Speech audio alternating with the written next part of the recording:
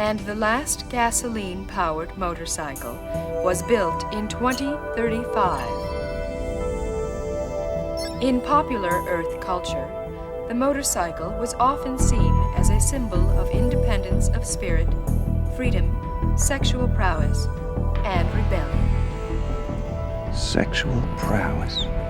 Hi, I'm Rachel. And I'm Matt. And this is We Are All Kosh, a Babylon 5 podcast.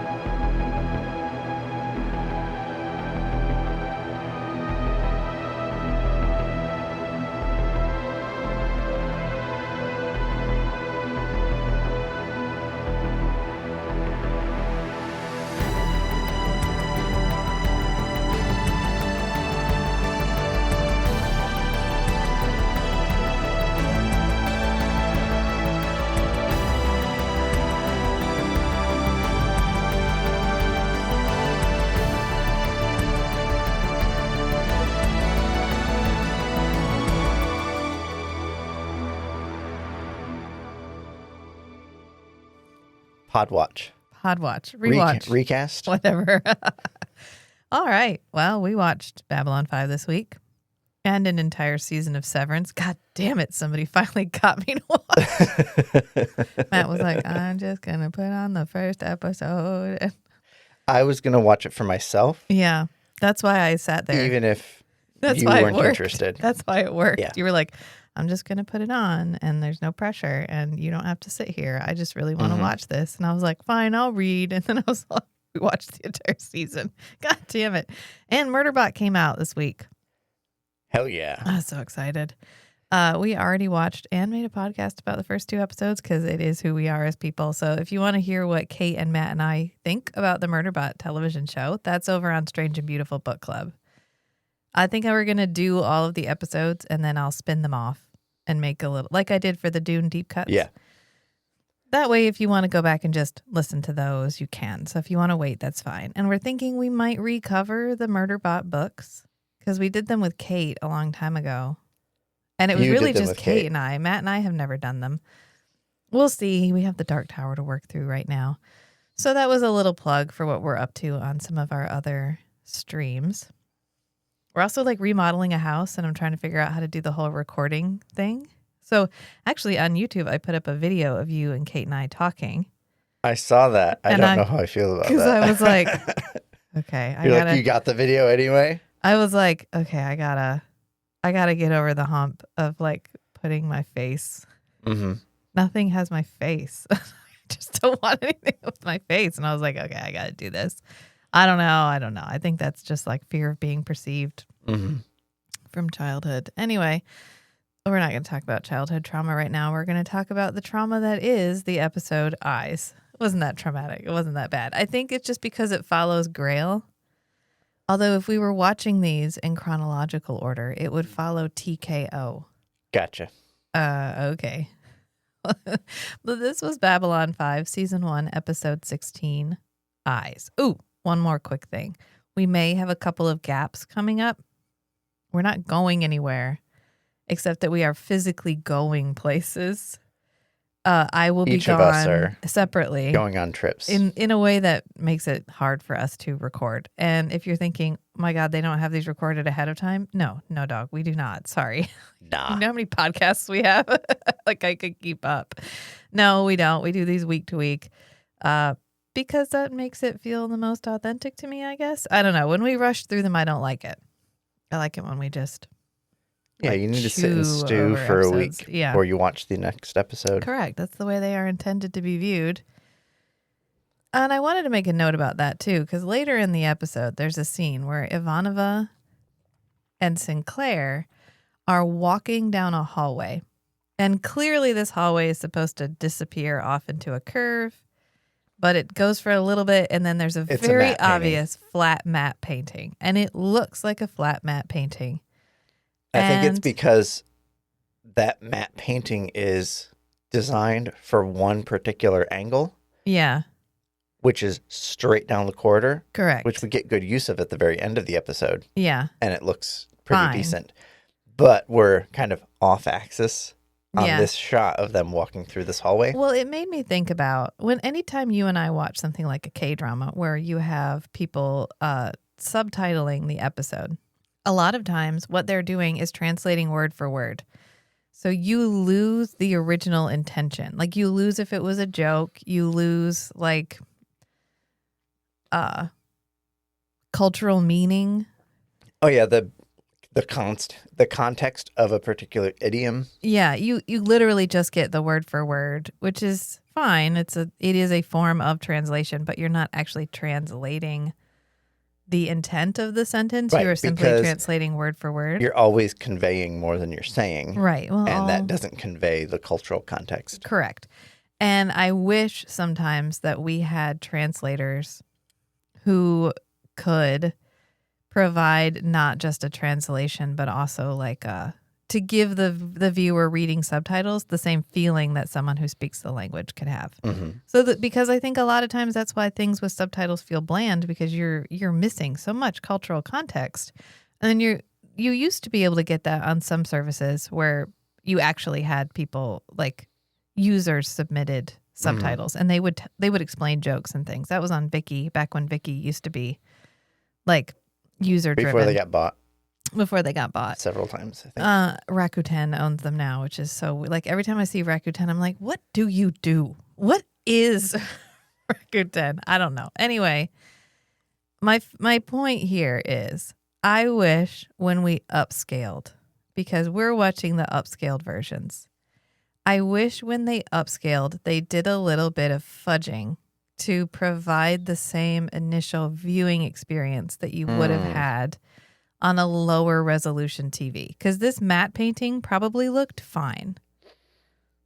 And so just someone to go in and digitally like blur or like edit that slightly so you get the same viewing experience. Yeah. I wish they would do that when they upscale.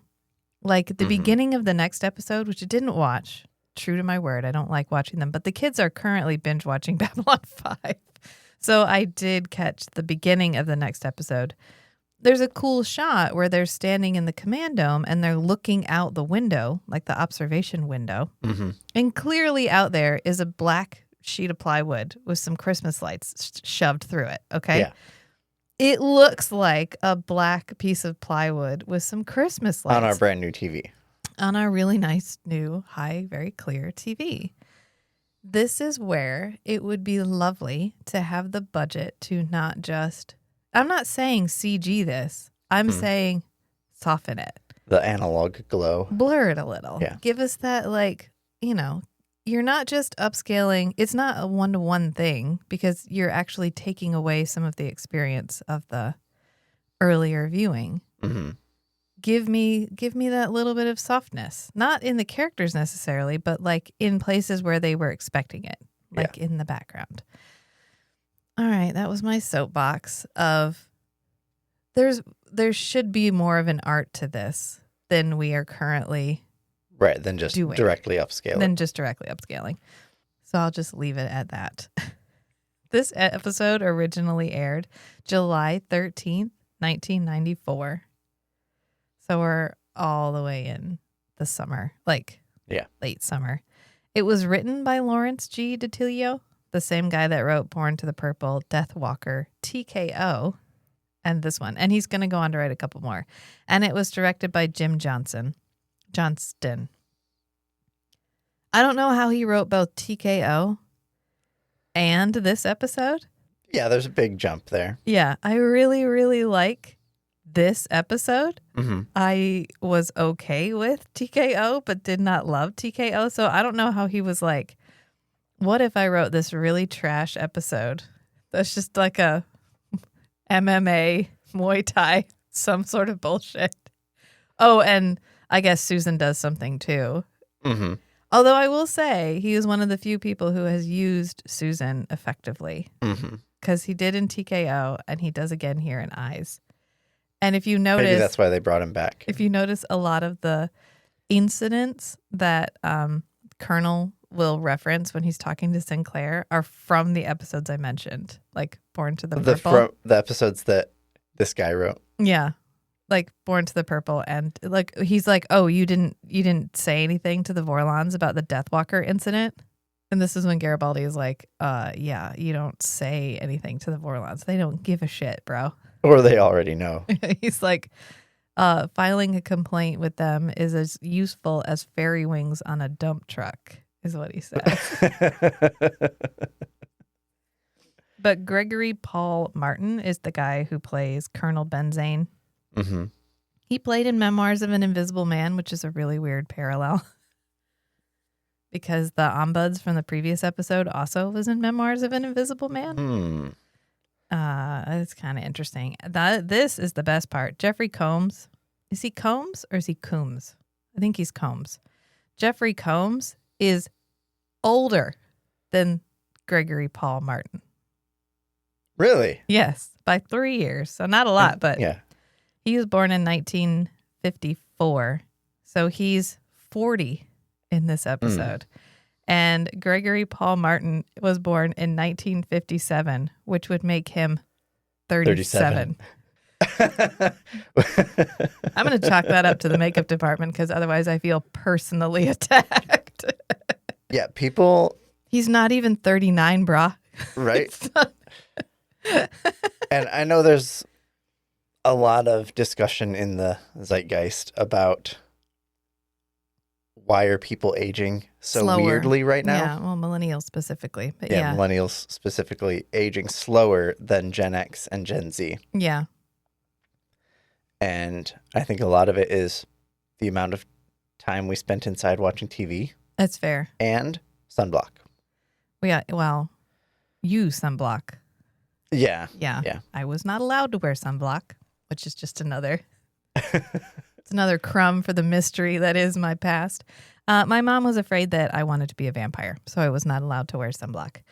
Also, I watched a really interesting video, TikTok. I'm not on TikTok, but it filtered through to me, so it must have been good. Mm-hmm. And it was this guy that was like, "What do you want to know what it's like to be a millennial?" Because it was stitched with a Gen Z person saying, like, "Why are millennials so?" Like, why are they the coolest? Or like and he was like, okay, first of all, it's because we don't give a shit. We have, our parents are boomers and our kids are Gen Z. Gen Alpha. This particular millennial was like, the generation below us is Gen Z. I guess if we'd had kids in our 20s. Yeah, they'd be Gen Z. And our parents are boomers, so we're sandwiched between two people that need us to fix their computer. He's like, it's basically like being the middle child, and you're happily already riding in the back seat while your parents and your kids are in the front seat, arguing about who deserves to be in the front seat more, and knowing you could have been where you were going 5 minutes ago anyway if they would just fucking shut up and get in the car. And I was like, that's exactly what it feels like. It's exactly what it feels like. Just fucking shut up and get in the car. So I think it's because, sunblock's a big part of it. Also, Gen Z has like, I don't know. I have a whole soapbox about their skincare regimens, which are fine. But like, oh my God, y'all, put one cream away. Take all 5 creams, line them up. To add some context to your it's fine, I think what you mean is it's not unethical. No. But why? Calm down. Fucking calm down. You're going to be all right. Oh my God, what if I age? Oh no. What would happen? Well, says the woman who had like a 30-minute existential crisis before I hit post on the YouTube video with my face in it. Yeah. But that's not because of how I look. That's just like, that's trauma. It's just a trauma response. Anyway, Jeffrey Combs, which we mentioned, is in this. And his name is Harriman Gray. I really like this character. Oh, this character is amazing. I like this character This so is the fucking best much. telepath character. So on Babylon 5 so far. Yeah. Oh yeah. I was like, oh God, I wish he was a recurring character. Yeah. Like if we could have played with him and Ivanova, like I would have loved that. Right. He's in The Frighteners, which I love that movie.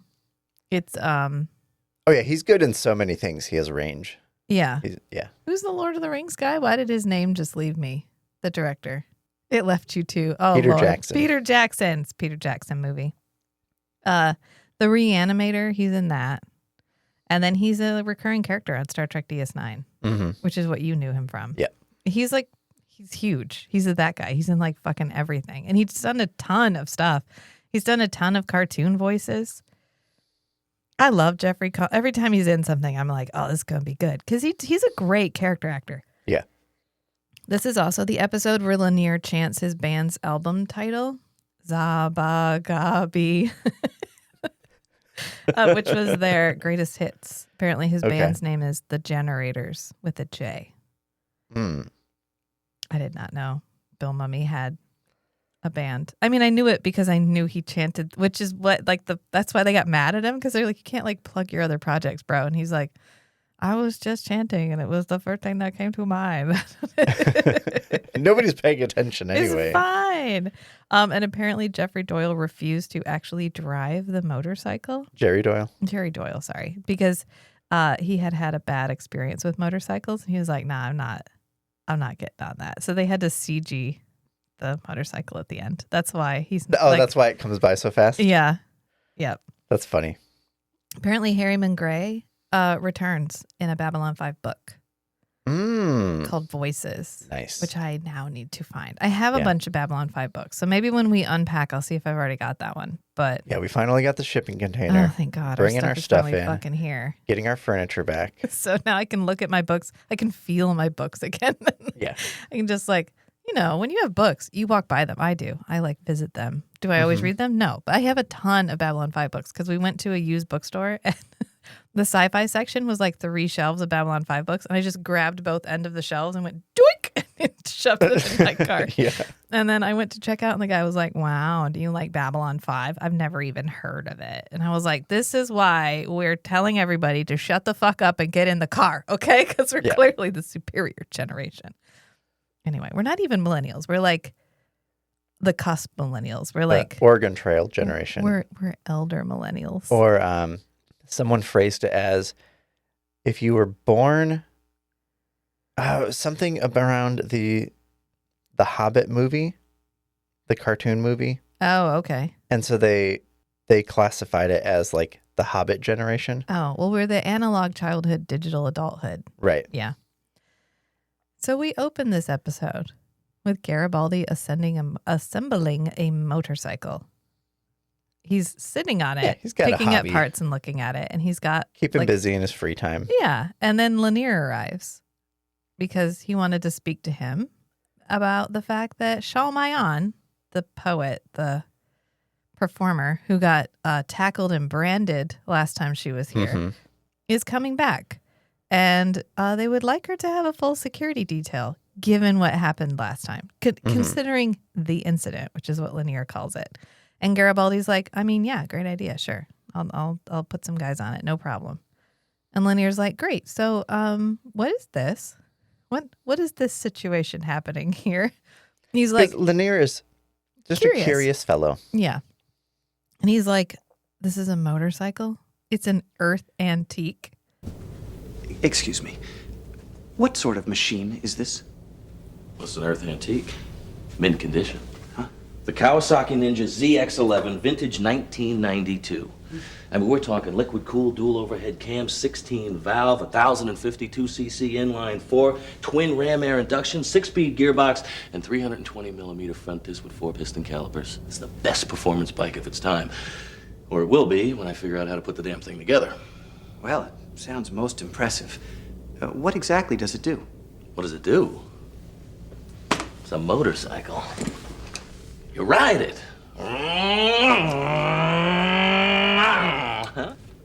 A vehicle. It is a... So, for context again, the year is 2258. And this was a 1992 motorcycle. Yeah. So it's a 266-year-old. While they were filming this, Jerry Doyle would have been messing around with like a fairly brand new... Yeah, 2-year-old. Yeah, 2-year-old motorcycle. Yeah. Which had to be a little weird. Like, oh, here's this brand new motorcycle, and I have to pretend it's over 200 years old. 266 years old. Mint condition.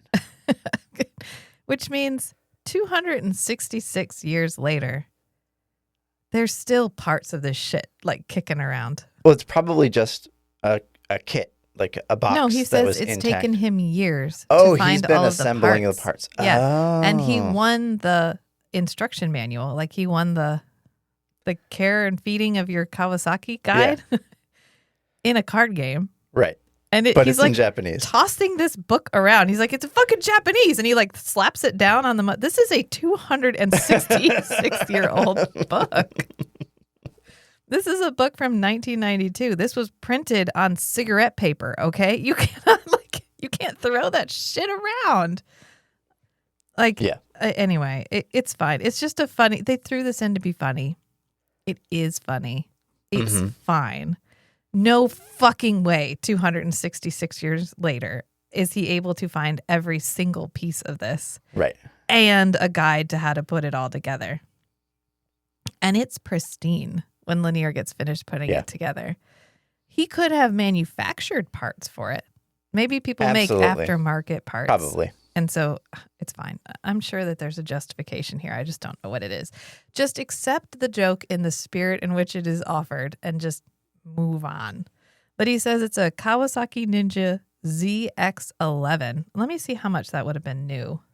All right, the Kawasaki ZX11 series was manufactured from 1989 to 2001. It had a top speed of 176 miles per hour and was the fastest production motorcycle from its introduction until 1996. So he's correct, where he's like, this was the speed machine of its time.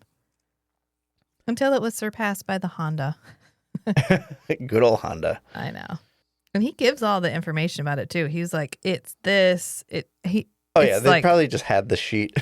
The spec sheet. Oh, yeah. Yeah. I wonder how much he's spent over the years. I bet Garibaldi has gained and lost fortunes. Currently worth about $3,800 in very good condition. $6,500 in excellent condition. I don't know how much it would have been new. Anyway, he has a motorcycle. And Lanier's like, oh, that sounds kind of fun. What does it do? Garibaldi's like, it's a motorcycle. And he gets on the motorcycle and goes, it's like a motorcycle noise. That's what it does. And Lanier's like, oh, it's a vehicle. He's like, no, it's a not motorcycle. Just a vehicle. It's a motorcycle. And he goes, I've been gathering parts for years. I won this manual in a poker game, but it's Japanese. What are the odds? Which, in my mind, it's like, okay, this thing's in Japanese. Yeah. I need it to be in English. I bet you could just scan that shit. Yeah. Send it to somebody and have them translate it. Yeah. Like in a way that's consistent with the instructions, because you can get a lot of nuance on mechanical assembly stuff. Yeah. If the wording is just like a direct word for word translation. Yeah. So like if he spent so much money getting all the parts for it. Yeah, just do that last step and get this translated. Yeah, and I'm curious as to why he hasn't gotten the manual translated. Because it's just his hobby. Yeah. Yeah. It's not worth it probably. Mm-hmm. So he's like, it's fine. I'll just get to it when I get to it. And Lanier's like, oh, it's history. Oh, I like history. Can I help? This feels like my daughter. Lanier feels exactly like my daughter in this. And she's like, oh, can I help? Can I help? Yeah, sure. That's fine. He goes, I'll take all the help I can get. And then he ends up getting called away. And Lanier's like, Can I stay with this? Can I do this? I guess. Well, he asks them about that later because Lanier goes off to do a research project about motorcycles. Yeah. And then we cut to 2 mystery figures. Why do they always come in pairs? The last time there were 2 mystery figures too. The dudes that showed up to drug Sinclair and try to figure out what was in the hole in his mind. It's called the buddy system. Okay. It's because you can't take on Sinclair alone.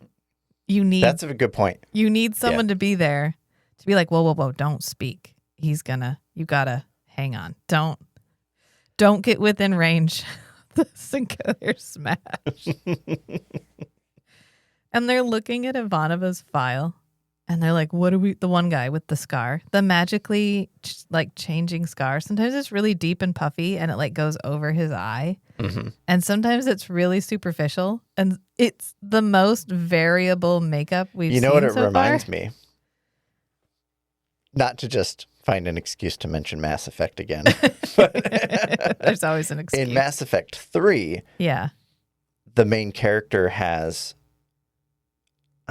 ship got exploded at the beginning. There's like a cinematic at the beginning of the game.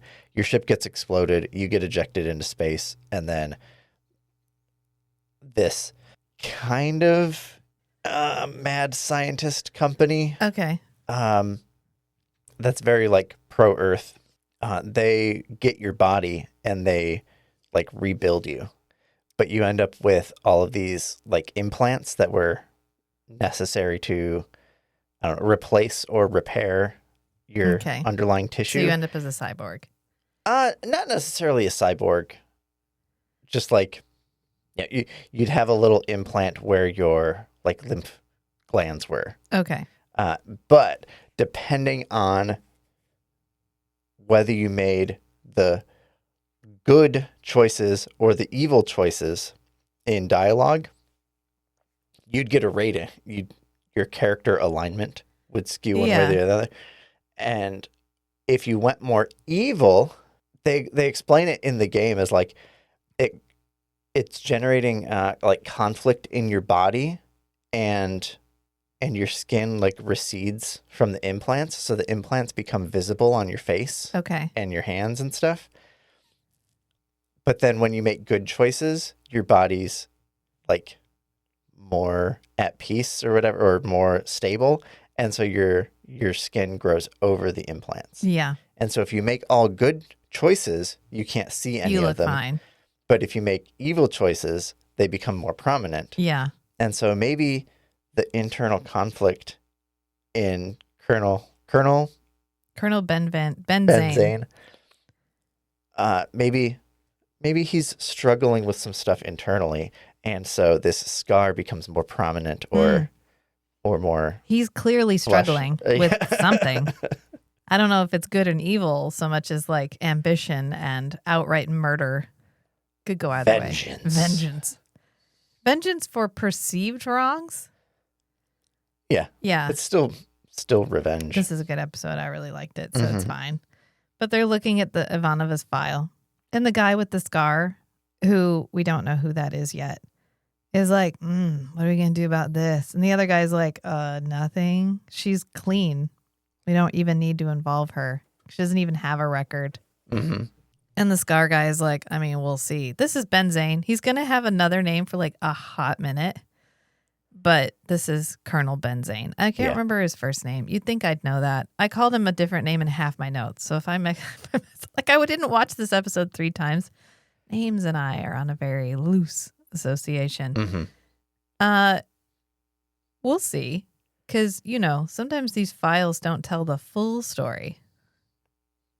And then the younger guy, who's not actually younger, it turns out, Harriman Gray, is like, I don't know. He looks really skeptical. So the file doesn't tell the full story. So he's studying the file harder. Yes. But if I look at it harder, sometimes it will relent and give me more information. I'm reading between the lines. It's just her face rotating. So I don't even know what they're like looking at. I don't know. And that's our intro. We come back from the intro and it's Sinclair at his desk. And he's talking about how there's a lot of shit going on. Like, we knew there was a lot of shit going on because we've seen like rumbles. But there's a lot of shit happening on Mars. Like a lot of terrorist activity on Mars. And they're like, oh, is it the Free Mars movement? And he's like, no, there's like tons of groups that have sprung up, and some of them are even more radical than Free Mars. Like, shit is happening. Tension is building. And I've been listening to Becoming Superman. And the kids and I went on an adventure the other day, and we listened to it the entire time we were driving around because we were in the car for hour stretches at a time. It's fine. I'm past the whole kid part where it would be traumatic for them. And it's on to the like, how I got built my writing career. And it must have been impactful because we came back and our daughter started writing a novel. Just like, I love that for her. Woo. But he was talking about he originally envisioned the Babylon 5 story as two different stories, where he had this overreaching, like political, the large political story of Babylon 5 was an entire separate thing. And then he wanted to have this commercial space station where shit happened. Okay. And he was like, okay, but like I don't have the budget to make this huge, like 2 sets, sprawling political story that I want to tell. And I can't really come up with enough compelling stories to keep people interested in this commercial space station. Oh, so just mush them together. Damn it. And he said he just queued them up one morning before the shower. And then he was in the shower and he was like, oh, they're not 2 stories. They're the same story. Okay. So I can tell the large macro story through these little micro interactions on this space station. And that way I can afford to tell the big story by making them small. And I was like, oh, that's fucking brilliant. He also pats himself on the back like a lot for the like, and nobody was doing that at the time. Like nobody was doing these overreaching stories. Like we didn't know it was going to change. And I'm like, you know what? You keep it. That's yours. That's yours. You get to keep that. Yeah. Sure. Nobody was. We've said it before on this podcast. And so it's just really funny every time he says it. I'm like, it's true. And you're listening to it in Lando's voice, which is like, it's even better. I've heard some snippets of it, and it doesn't quite sound like Lando's Peter voice. Jurassic sounds like your slightly New Jersey grandpa. Yeah. And then as soon as he turns into Lando, he has an entirely different voice. It really makes you appreciate how much of a voice Lando has. Right. Versus what Peter Jurassic because it's actually not even sounds like. close to his natural speaking voice. No, not even. If you look him up on Cameo, he does a thing where he's talking and then he holds up a picture of Lando and he switches to the Lando voice. Yeah. And you're like, oh my God, I did not realize how different they were. Yeah. Earlier on, he's like, it's okay. I'm a teacher. People like me, Peter Jurassic, because he teaches acting in Wilmington, North Carolina. Anyway, they're talking about how Babylon 5 might actually get involved in all of this shit that's happening on Mars because guns have to come from somewhere. And if you can't get them from Earth, there's a high likelihood that Babylon 5 could end up becoming the main source of arms for these groups. And how do we stop that? Because aliens have the right to sell arms on the station, as long as the transfers happen off the station. So you can buy a gun, but then you have to go pick it up from the like way station outside, the supply ship that's waiting outside. Feels like the way that the Tesla dealerships got around the car dealership industrial complex. Yeah. Where the manufacturer in a lot of states, car manufacturers are not allowed to sell directly to consumers. Yeah. I think it's limited by the size of the company, but if you're making more than a certain number of cars, you can't sell directly to the customer. Yeah. And so the Tesla dealerships, You buy them there and then they ship them to you, don't they? You go to a kiosk and you purchase it online. Yeah. And this particular location just happens to be like the local place where they deliver your car so you can pick it up. Right. And he's like, well, we can't stop the sales. Like, we can't stop this workaround that is clearly working for everybody. Can't stop them from buying their guns online and then picking them up somewhere else. But we can track the sales. So we can't stop them from doing that, but we can keep an eye on it. Especially those that are going to the Mars colony, and we can keep an eye on any recent arrivals from the Mars colony. Like we can watch the data. Yeah. Yeah. Which is I'm impressed with the practical list of like actionable steps that they come up with. They're like, okay, we're going to watch this and we're going to watch that and we're going to watch this. And if a pattern forms, we know what's happening. We'll just keep an eye on it. And I was like, that is so forward thinking. Because we've been very reactionary. It happened. Yeah. Oh, no, we have to react to it. And this is like, oh, this is a thing that may happen. We should probably get ahead of the curve a little. Yeah. Which felt like, okay. It's a nice little it was nice. snippet of, okay, they are proactive. Yeah, about and we're getting to it starts to feel like we're becoming a team. Like we've gone through so much together at this point that we just expect there to be some kind of trouble that pops up, and we prepare for it ahead of time, which is nice. And then we cut to Lou Welch. We haven't seen Lou in a while. We haven't seen Lou since the episode where Garibaldi got chased around the station. Oh, his assistant. Yeah, Lou. Yeah, security. Yeah. Second in command or whatever. He's trying to eat a burger, but the guy that we saw earlier with the scar is interrogating him. And every time he tries to put the burger in his mouth, the guy talks. He's like, do you like it here? He's like, I don't know. It beats a kick in the teeth. It beats a kick in the teeth. Because he said, I've been here since Babylon 5 opened. And it's fine. It's a job. I don't know. What do you want from me? And the guy's like, how about Sinclair? Does he beat a kick in the teeth? Oh, he'd never kick you. He'd just straight up punch you. It's different. You got to watch out for that smash. I know. And Lou was like, hang on a minute, actually. Who the fuck are you again? Which is great. He picks it up immediately. He's like, I'm sorry. Why are you asking me for information? What do you need from me? And he's like, oh, I'm from the Quartermaster Corporation. And they're hoping to supply the station. And I'm just trying to find out everything I can. It's just a little bit of corporate espionage. Calm down, Lou. The file doesn't contain the whole story. So I have to go do interviews. And Lou's the file doesn't tell the whole story. And Lou's basically like, I'm just kind of trying to eat my lunch, bro. And he's like, okay, well, it was nice talking to you. And he goes to shake Lou's hand. And Lou just holds the burger up like, I'm not shaking your hand. You're not worth putting this burger down for. He does put the burger down immediately after the guy leaves to call Garibaldi. He's like, patch me through to Garibaldi. Because Garibaldi may not be the best at keeping guns off of Babylon 5, but he does have a pretty good team.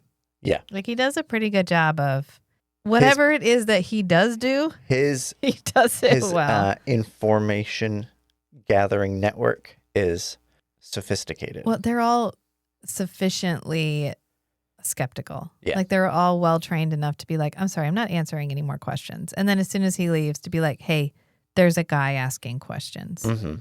Let me come back to Lanier, who is studying the motorcycles. Like he's watching an info video about motorcycles. And it reminded me of, do you remember Encarta? Encarta Encyclopedia? Yes. I had Encarta 95 and I used to go on and just pull up the videos. It was like my YouTube. I would just start at A and I would watch, and they were like snippets and they'd be like, this is a whatever. This is a guitar.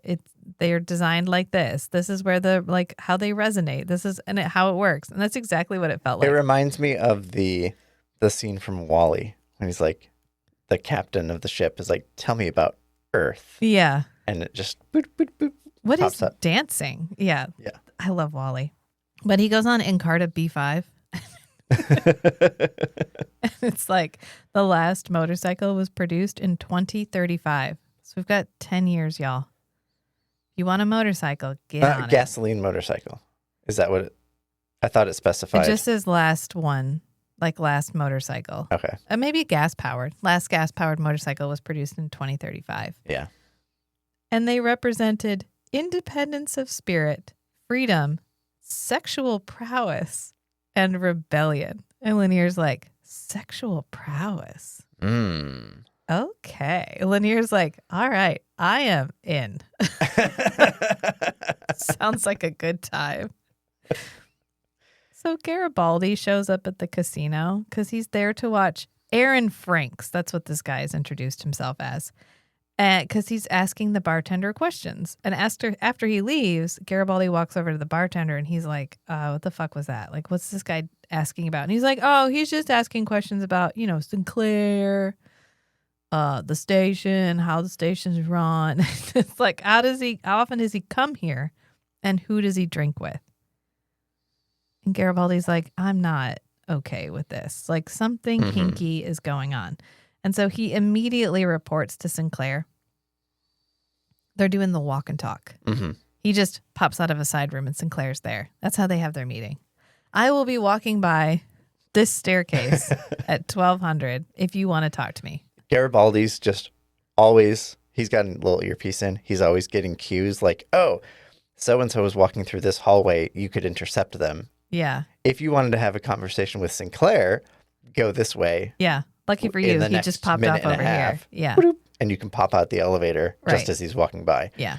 Yeah, he's always hooked in. He's probably got Sinclair low jacked, honestly. He's probably got like a little tracker in his thing. He's like, oh, there's where he is. Because he always just seems to appear and then be like, okay, I need to talk to you. He's like, we have a problem. There's somebody walking around asking questions. And Sinclair's like, okay, what questions? And he's like, about you, about the station.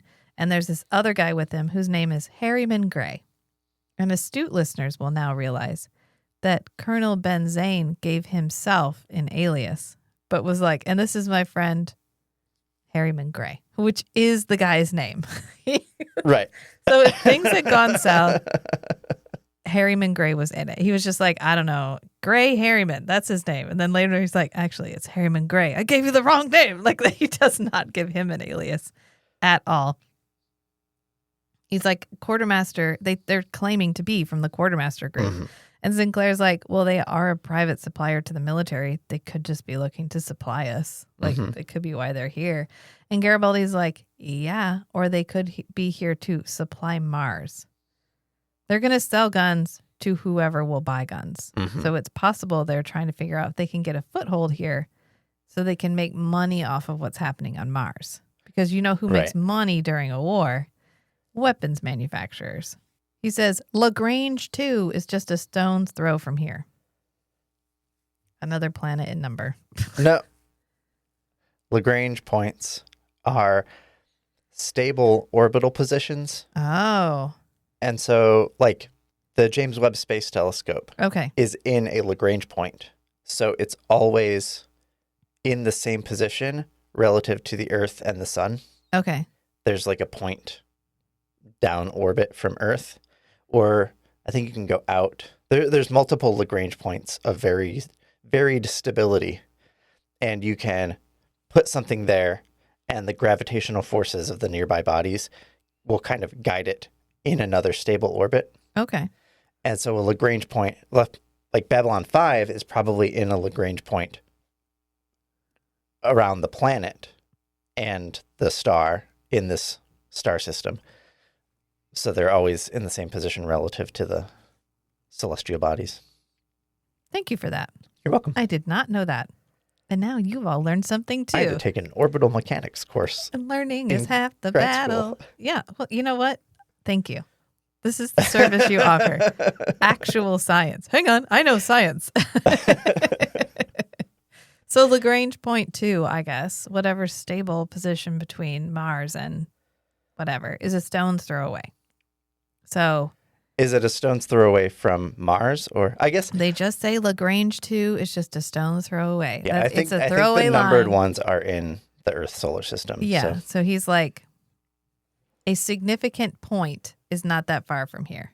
Okay. So when you have two big bodies like Sun and Earth, around the Earth part on Earth's orbit, there's Lagrange points where basically the gravitational forces between the two large bodies cancel out or act consistently. They push and pull at the same rate in both directions, so it can't move. Along the line from the Sun to the Earth, if you extend that line a little farther, between the Earth and the Sun, close to the Earth, there's L1, and we have a satellite there that's like a solar observatory. Okay. And it monitors solar wind stuff.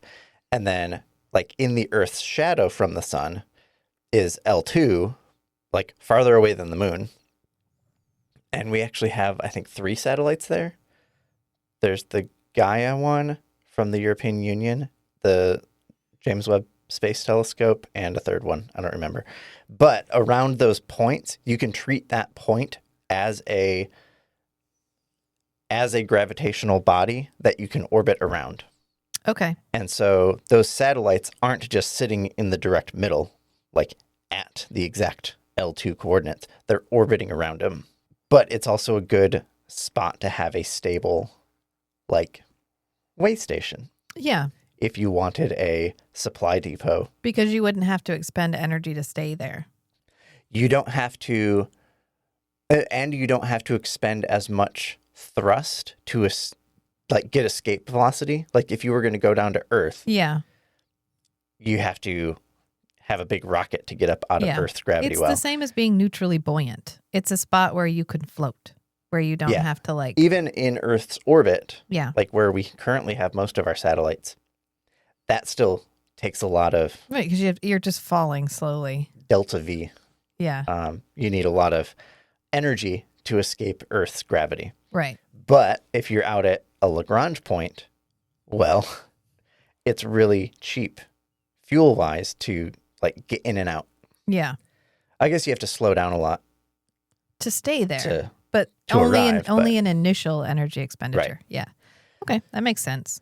Like the Earth Sun L2 is not like technically when the Earth and Mars are close, L2 is closer to Mars than the Earth or the Moon. Yeah.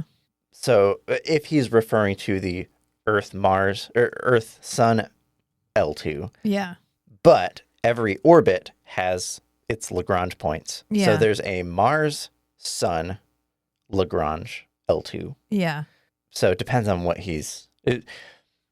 What an interesting concept to include in a throwaway line. Right. So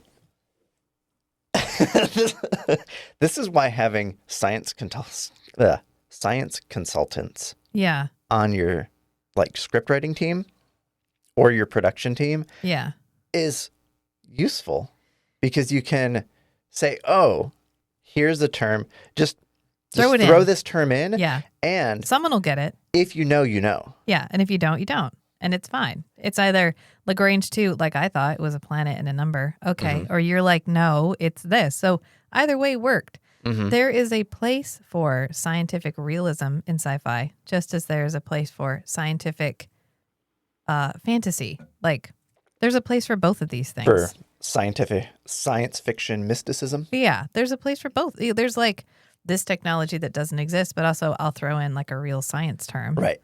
It grounds it. And then it gives you like make it a real science sandwich. Yes.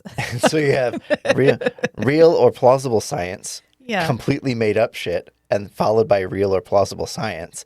And you get Interstellar. Pretty much. Here's how actual space stuff works. Oh, but there's just a wormhole and we're going to travel through it. Okay. Yeah. Real space sandwich.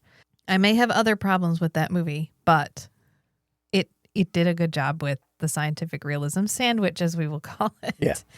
So then we go to Harriman Gray meditating, like chilling out in his room, and he gets surprise awaked by a door chime.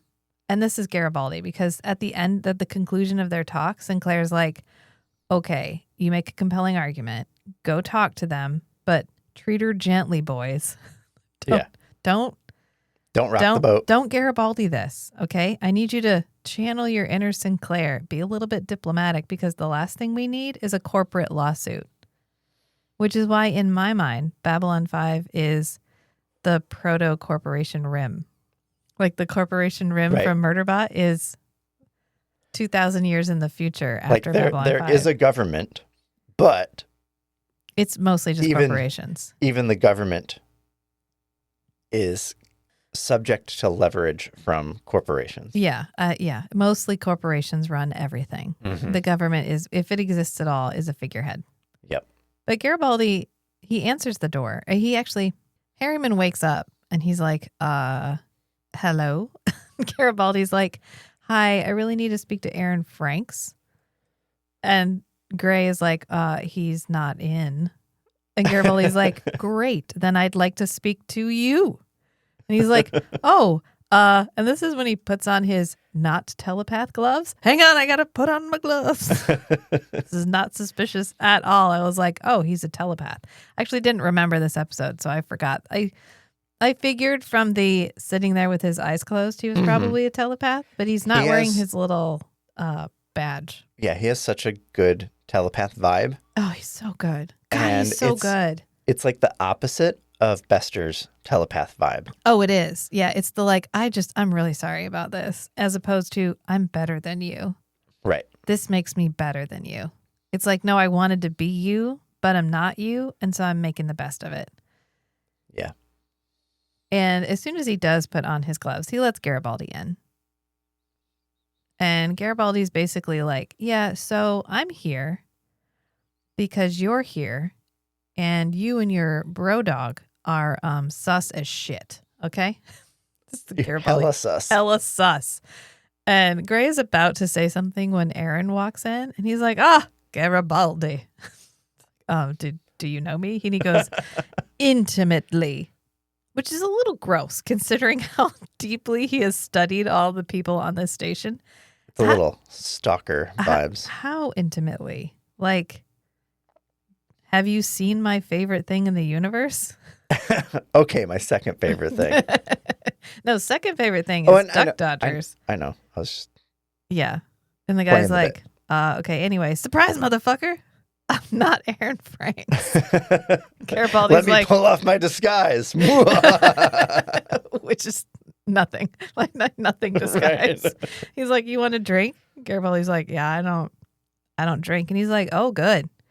Drinking can get people into a lot of trouble. Wink, wink. Like, I know your past. I know you. And I'm not saying anything, but I am saying something. And Garibaldi's like, the fuck is wrong with you? You're making me irritated, and being irritated gives me gas. You're starting to irritate me, Mr. Franks, and I don't like being irritated. It gives me gas. The name isn't Franks. You wouldn't like me when I'm irritated. Wow, Garibaldi. Garibaldi's like, I could take a shit right now. I'm so mad at you. Is Garibaldi a cat? I would argue yes, absolutely. But he's like the scruffy house cat that used to be a stray. And he's like missing part of an ear. Mm-hmm. And every once in a while, he gets so mad at you, he shits in your shoe. Like, that's Garibaldi. Sinclair's a tiger. Mm-hmm. I don't know what Ivanova is. We're gonna have to work on that. But Garibaldi is absolutely like the toughened alley cat that's not quite sure why he got let in the house. I think Ivanova's a Wolverine. Yeah, honey badger. Honey badger. Honey badger. Yeah. Honey badger don't give a shit. Absolutely, that's it. We've nailed it. That's it. We've given everybody their spirit animals. No, we can't say spirit animal anymore because it's cultural appropriation. They're animal of their heart. We'll say their secret animal counterpart. But after he tells him, he gives him gas, which nobody reacts to. By the way, he's like, "Oh well, I don't want you to have gas. I'm Colonel Ari Ben Zane. Ari Ben Zane, Earth Force Internal Affairs." And Garibaldi goes, "Your eyes?" And there's our episode title. And it's supposed to be both eyes, like internal investigators, and the fact that internal investigator both starts with an I. So it's like, your eyes. Gotcha. And he's like, yeah, I'm an internal investigator. And Mr. Gray here, he's not Harriman Gray, gentleman investigator. He is Harriman Gray, gentleman telepath. I fooled you. Garibaldi's like, you fooled me for like 30 seconds. I wonder if he has a fake ID. I don't know. Did Ben Zane come onto the station under his Ben Zane passport? I don't know. Or does he have a passport for Aaron Franks? He fooled him for the approximate amount of time it took him to walk from the dock in to have a conversation with Lou Welch. And Lou Welch was like, this fucker ain't who he says he is. Like, That was it immediately. His whole I'm undercover thing was the most bullshit thing that ever happened in this episode. Because he's like, you never knew it, but I wasn't really. Aaron Franks. I was somebody else. And Garibaldi's like, the fuck do you think I'm standing in your living room? Because I believed you? Aaron Franks was such a bad cover that the chief of security is here in your room 20 minutes after you arrived. Exactly. The only thing he didn't know was why this guy was here and why he was pretending to be somebody else. He's like, I'm here to investigate the whole Babylon 5 command staff. And recent events on Mars have made it clear that we need to be sure about who's in charge. Because we come back and now he's in his uniform and he's talking to everybody. Sinclair and Ivanova and Garibaldi, who are apparently the only command staff that matter. Yeah. Does no one else run the command dome? What if Ivanova takes the weekend off? Major, what's his name? Fills in. She tells For a second I thought you said his name was Phil Zen, and I was like, Phil. I've never met a Phil. when she has to go to the interview with Benzane. Oh, you're right. Yeah. She's like, call that guy and get him up here. How come that guy wasn't getting investigated? Isn't he technically command staff? Well, maybe he's been questioned, but he's not the top level command staff. Okay. So there's three. There's three people in charge of Babylon 5. Ivanova, who's a lieutenant Dr. commander. Franklin, I think, is also in the top level. Oh, God, I wish they had brought Franklin in. Harriman would have been like, please don't make me go in there again. Please don't make me go in there. Stephen Franklin's just sitting there with a weird grin on his face. Like, you want to scan my mind? You should scan my mind. Let's do some experiments. I'm prepared for this. My mind is a weapon. my mind is hostile terrain. But basically, they're there to do loyalty tests. Because he's like, we're doing similar investigations everywhere. We need to know who is loyal to Earth Force and who isn't. Oh, good. Loyalty tests in the face of increasing unrest. That's definitely how to make people feel loyal. Right. Yeah. Straight out of the fascism handbook. This is an Yeah. Check that box off. Who's loyal to the regime and who is not? And then we need to replace the people that are not loyal. And Sinclair is like, okay, so as the actual leader here, I'm going to go ahead and vouch for all my people and say that they're loyal and that they're fine and that you need to fuck off. And Benzane is like, okay, well, my authority comes directly from the Joint Chiefs of Staff. And then he throws a Chinese menu on the I don't know what he throws down. It's like a pamphlet. And Sinclair picks it up and you hear the rustle of paper in the background, which must be his crayon piece of paper that's he can do what he wants. Signed the Joint Chiefs of Staff.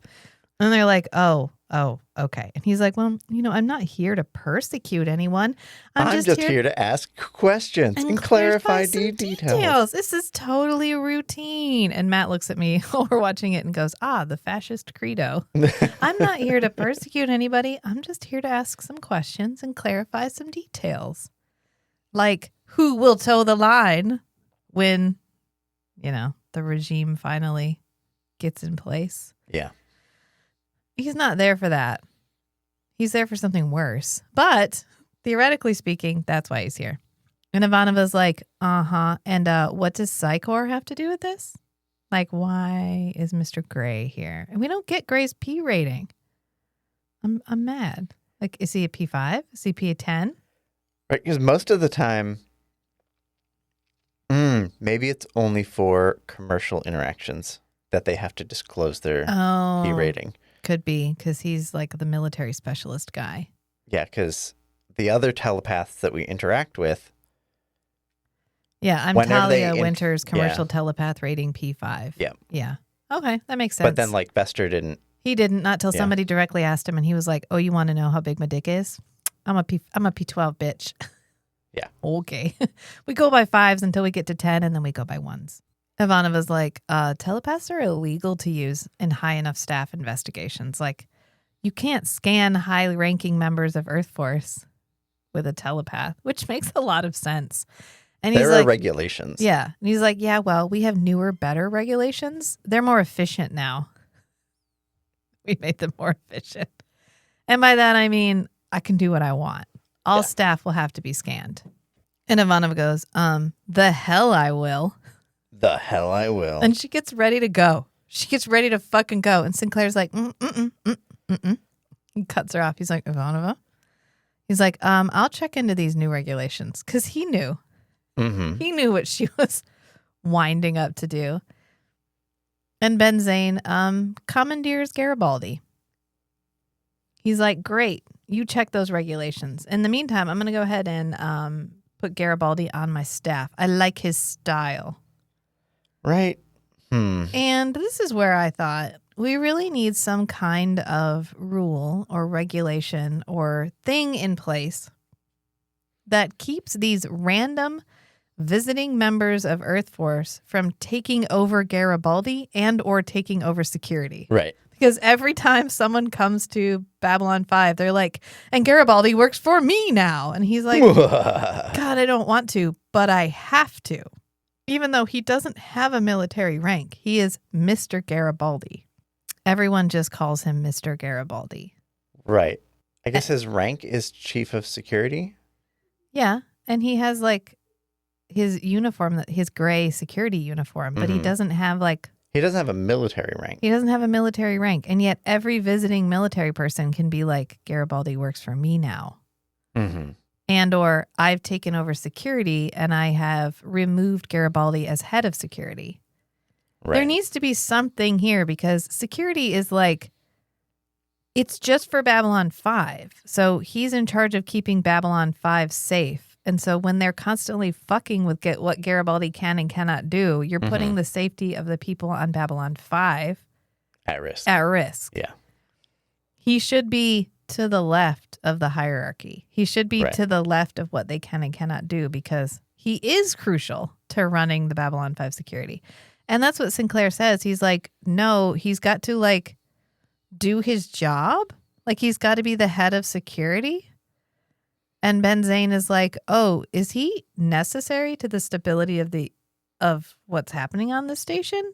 Does the head of security need to be at work? I was not informed.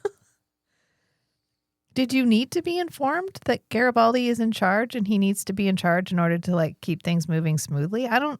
This is where it's fine. Like it's fine, but it doesn't. The fact that Garibaldi needs to be at work in order to maintain the security of the station does not indicate an overall problem in the security of the station. It just indicates that Garibaldi's doing his job. Right. And that he doesn't have someone under him that can necessarily take over at a moment's notice. Right. It's not like emblematic of an issue. It's just a statement of fact. And yet they're like, oh, I wasn't informed that there was a problem. Is there a problem? And he's like, I mean, I guess not. Like, I guess you can take Garibaldi. He's like, good, because it's necessary for the success of my investigation. And don't worry, I'll be sending out Google invites to all of your interviews starting in the morning. I expect you to accept. So they stand and salute the colonel. Only Ivanova and Sinclair salute the colonel. Right. Because Garibaldi doesn't have a military rank. And then he walks off. That's probably why he can take Garibaldi, because he's That's true. So maybe he needs to be part of the like hierarchy. Command structure. Yeah, the command structure. He needs a military rank. He needs something. Yeah. Because it's this every single time that Garibaldi should just start packing as soon as like a visiting guy pops up, because they're gonna take over Garibaldi. And poor Gray, Colonel Ben Zane storms off with Garibaldi, like, I am superior, and walks off. And Gray stops and he's like, yeah, it's really nice to meet you guys. It was a pleasure to meet you all. Yeah. And then he leaves like, sorry, it's not. Sorry, this is my job. Like, this is shitty. You guys are all going to hate me, but I wish you didn't. Yeah. Yeah, I think Ben Zane underestimates the fact that there are people who just want to be the good guy. Well, he takes for granted that everyone's going to just do what he says. Right. That his rank and his experience will grant him as much leeway as he wants with everyone around him. Yeah, and he just blusters so hard that everyone typically just falls over. And so far, Gray has. So far, even though Gray doesn't like him, he does what he says. Mm-hmm. until Sinclair pulls his usual Sinclair. Right. Because he probably hasn't told Gray to do anything that Gray might morally object to. Well, this is the first time anyone's been like, this is probably the first time anyone's been like, no. Yeah, he's not used to people saying no. I'm not sure that Sinclair is necessarily objecting to the telepath thing for himself. The only reason he's so vehemently against it is for Ivanova. Right. Because he is pissed. He's like, this fucking sucks. Right. What the fuck? They're literally here to see if I'm loyal. They're literally they're gonna do this to me and to the people that I care about and to the people who are like I'm in charge of and responsible for. And Ivanova is like, listen, this is really important. I need you to pay attention. I am never, never, never going to let anyone into my mind. I will literally do what it takes to, it is not happening. Right. There isn't a world where I get scanned by a telepath. And Sinclair's like, I mean, I'm with you. Enough people have monkeyed around in my brain already this year. My God, if I ever find out who's behind this circus act. I will not submit to a telepathic scan, Commander. It's against my person and my principles. I don't like it any better than you do. Enough people have played with my brain already this year. Return to duty. I won't let it happen. To either of us. I won't let it happen really to nice line. either of us. And then he goes, computer, pull up Earth Force law. Sinclair smash incoming. Yep. And then we cut to Ben Zane talking to Garibaldi. And he's basically like, Garibaldi, you mad, bro? What's the problem? I don't understand. Why are you mad? You're working with the superior officer now. Mm-hmm. And it reminds me of my down periscope. I am taller. My voice is deeper. What does Sinclair have that I don't? I have a British accent. But it reminds me of my down periscope, which is, no, not a superior officer, just a higher ranking one. Mm-hmm. And Garibaldi goes, permission to speak the truth? And he's like, oh, yeah, totally. That's why I hired you. Like, that's why I commandeered you from Sinclair because I want to hear what you have to say. And he's like, oh, okay. Well, I think this is a steaming pile of horseshit. And whoever authorized this are actual morons. This is when he's like, who's running this show? Abbott and Costello? Well, in that case, I think this is the biggest pile of horse hockey I ever saw. Who the hell's running Earth Force? Abbott and Costello? And Gray laughs. Gray, like... Gray chuckles. He gets the joke. Oh, Gray does. Yeah, Yeah. Gray does. And Ben Zane is like, fucking shut up. It's not that funny. I wonder if Ben Zane doesn't get the reference. Well, Abbott and Costello is like a really old reference. It's old Right, for us now. right. It's a 300-year-old like comedy duo, Abbott Right. and Costello. And I wonder if Gray gets it because he's picking up on the strong mental stuff from Garibaldi. And so he's like getting some of the context. You may just like that somebody like snapped back. Yeah. Yeah. Ben Zane does not appreciate it. He's No. like, don't you fucking laugh at that. It's not funny. He probably doesn't get the reference. And so he feels excluded by the reference. Which is fine. He should. So they go into the room and he's like, I'm going to need all of your files. Confidential files, all of them. And Garibaldi's like, great. I'll get them to you tomorrow. And he's like, no, now. No, right now. I want them right now. And Garibaldi's like right now. And he's like, yeah, like right now. So he goes back to his room. Actually, Garibaldi goes to his office, right? Yeah, Garibaldi heads to his office. And on the way, Lanier stops him. And he's like, hey, so I've been doing some research. I've been doing some research and I heard the words sexual and prowess together. And now I kind of want to work on the bike. Like, can I work on the bike? And Garibaldi's like, I mean, it feels like when I'm in the middle, I have like a hot cup of coffee in one hand. I'm removing a boiling pot of water with the other hand. And there's a cat winding around my feet. And I'm already trying to make lunch. And my daughter walks in and is like, hey, can you look up something for me? That's what it feels like. Yeah. Because Garibaldi's like, I mean, I'm in the middle of 17 things and all of them are annoying. Exactly. He's like, fucking, I guess fine. Yeah, cool. Yeah, sure. I'll give you permission to get into my quarters. It's fine. And Lanier's like, Oh my God, yes. I'm going to go ahead and start working on it since Delenn isn't here to give me tasks, and I need tasks. Like, no one's here to give me stuff to do. So he heads back to his office, and this is when he asks the computer to transfer all files to the crystal port, including the secure files. And the computer's like, okay, that's going to take like hours, like a bunch of time, like 2 hours. My favorite part is he has to put in his code and password. So he types in a code, and then he goes, peekaboo. Peekaboo, because peekaboo is his password. It reminds me of, I'm not going to say it, but the word that I had to give for our security system. Oh, because when you call, you have to give like a code word. Yeah. So I love making it something ridiculous. Like, I should do peekaboo. So he ends up loading an interweb program in the interim. He's like, okay, 2 hours. I got 2 hours. Computer, load an interweb program. Well, I think this one is just a web program. He calls it an interweb program. Later he says, I got something from the interweb. He calls it an interweb program. And it's basically, yeah, he does. Do we need to go watch it? I think so. We'll watch it later. In this line, he just says web program. But later, when he comes to Sinclair, he calls it interweb. All right, we watched it. Matt hears load in a web program. I hear load interweb program. But he says it in like a load in a web program. Load in a web program. Real fast. So it could go either way. So let's go ahead with we're both. Because I interpreted that as not necessarily search the internet, but put a program on the data crystal, maybe as like something that would sit on Ben Zane's computer and report back like a web. Okay. As part of his like information gathering web. Right. And I interpret it as interweb, like load in a program that will search the web, because then he says the usual sources. Later he tells Sinclair he got some results from the interweb. Right. Because he tells it to check the usual sources, code all results, gold 2. So it's like check the usual, like scan the usual usual suspects. Mm-hmm.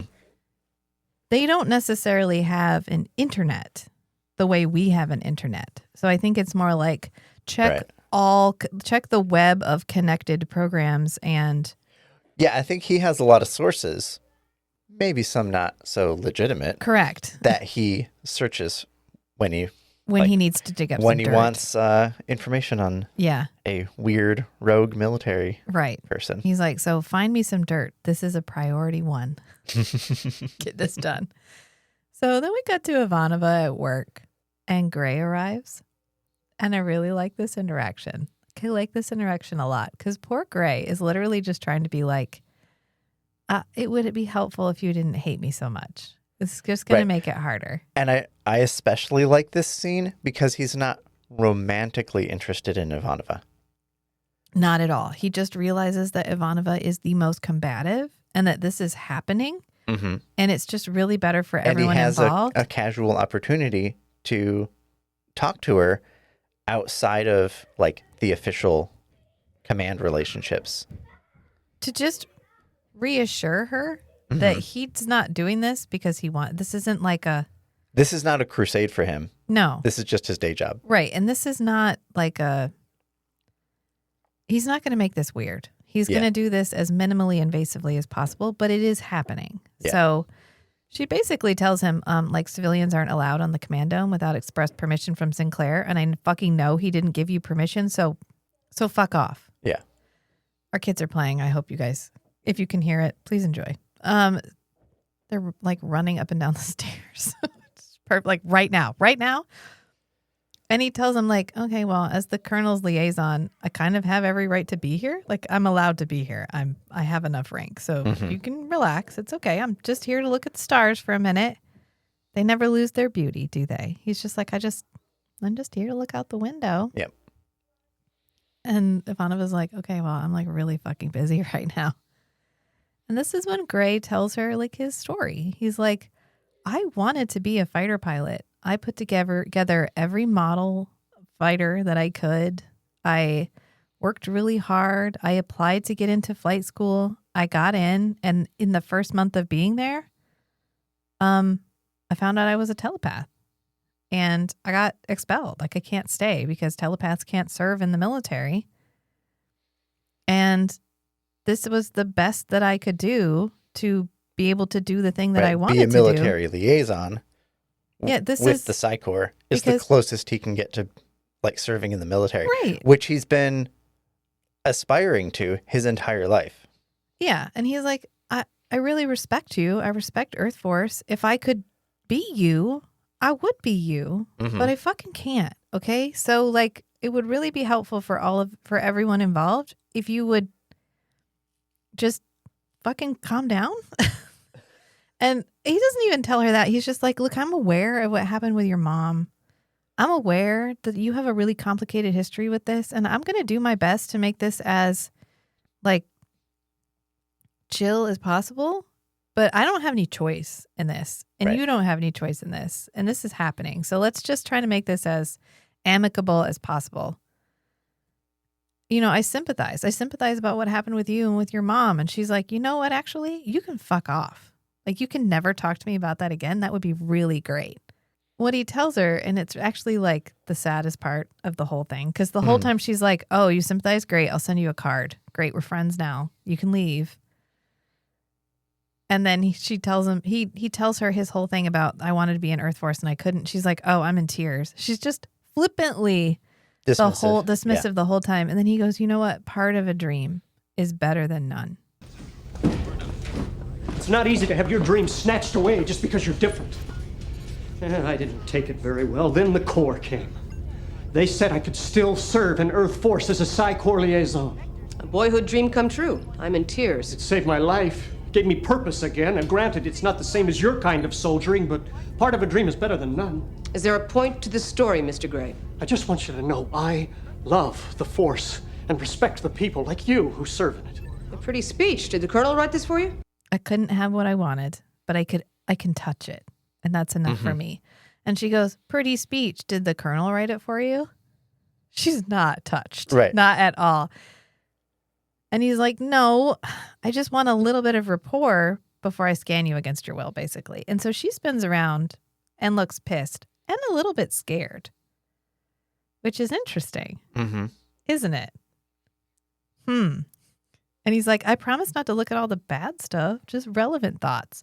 And given your record, I'm pretty sure you have nothing to fear.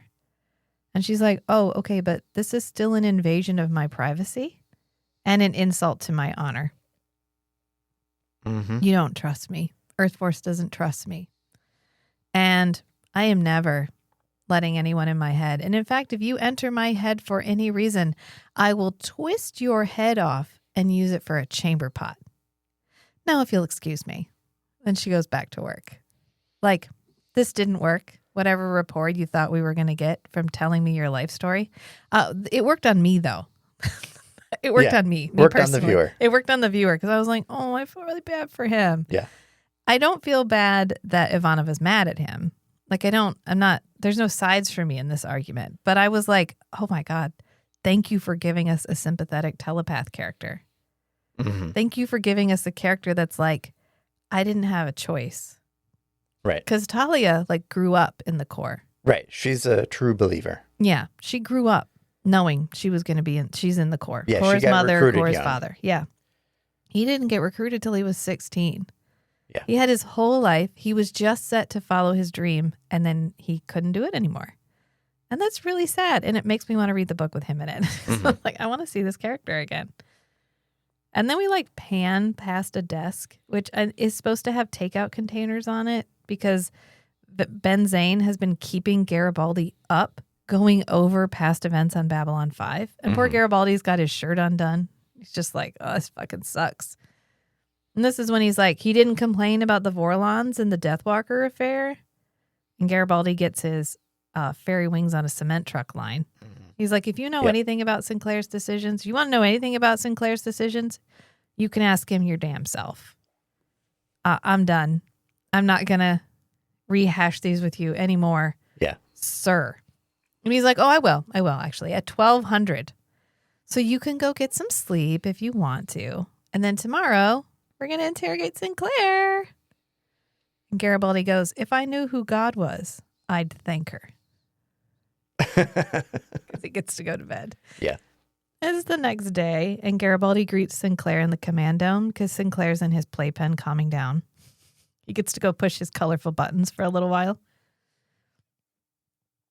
And he tells him, "You look like the back end of an Orion slitch." Thank you. Whatever that is. Whatever that is. I assume it's not great. He goes, "Good morning to you too, Commander. I've been up all night with Colonel Ben Hitler." Wow, we really just threw a Nazi thing in there. They were like, you know what? I think the fascism vibes are too subtle. Let's just straight up call him Hitler. And they're like, okay, that's fine. That got passed. Like whoever did the censorship. I wonder if that was an ad lib and they decided to keep that line. I don't know. It's interesting. It's subtle. It's quick. It's there. It's a Nazi joke. What's the thing on the internet? Like the longer something goes on, the more likely they are. Yeah, I was trying to remember Hitler. the name of it. It's not Zeno's paradox. That's the halfway there one. I think it starts with a G, something. Godwin's Law? Yeah, it could be Godwin's Law. And he's like, yeah, I was up all fucking night. Yeah, Godwin's Law. With Colonel Ben Hitler. As he questioned every major command decision you've literally fucking ever made. And then he lists out all the episode plots, all the previous episode plots. And Sinclair's like, let him. I wrote that shit down. It's all in the records. Everything that I did has been recorded and approved.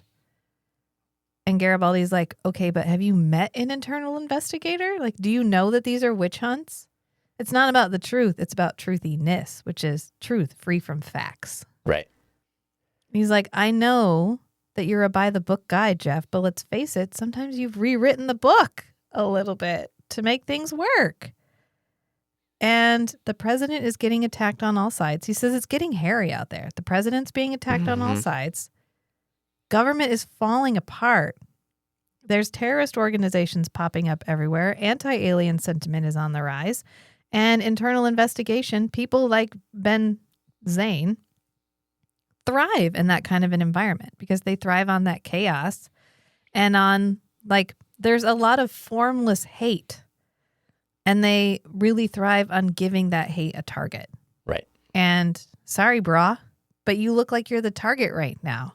He goes, all the more reason to fight. Like, you got to. And then even when Sinclair is talking to the senator in a little bit, the senator's like, you had to know this was coming, Jeff. Yeah, he's like, you've done some really bold You've made shit. some enemies. Yeah. Yeah. Because Sinclair's like, okay, I hear you. Yeah, he's definitely coming after me. This is definitely a witch hunt, which is all the more reason to fight. Because the only reason that it's falling apart is because people aren't standing up and trying to hold it together. So, like, we have to try to hold it together. Mm-hmm. And Garibaldi's like, okay, but I don't think that's going to work. I don't think that's the fight that's happening right now. Because you're fighting fair. They're not fighting fair. And at a certain point, if you keep fighting by the rules and they're no longer, they've thrown the rules out. I mean, it's a losing game. It's a zero-sum game. This is when Garibaldi goes back to his quarters and Lanier's in there. He's been working and he's like praying over it. And this is when he does his thing where he says his album title. Yeah. And as soon as Garibaldi comes in, he's like, Garibaldi, I was about to embark on a journey into the fuel injection system. And Garibaldi's like, okay, well, you can embark on a journey home. Lanier's like, oh, yes, of course. I got so focused on doing this, I wasn't focused on your needs. So I guess I can leave your room so you can sleep or whatever. He says almost the exact same line that Roland says to Blaine the Mono. Yeah. It's like, your eagerness has made you unseemly. Yes. It's made you rude. And Lanier says, my eagerness has made me, like, unaware of your needs. Yeah. Yeah. He was lost like in the I didn't sauce. realize I was intruding. Yeah. Yes.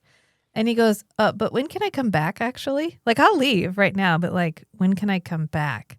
And Garibaldi goes... mutters under his breath, not so quietly. He's like, if I kill him, it'll start a war.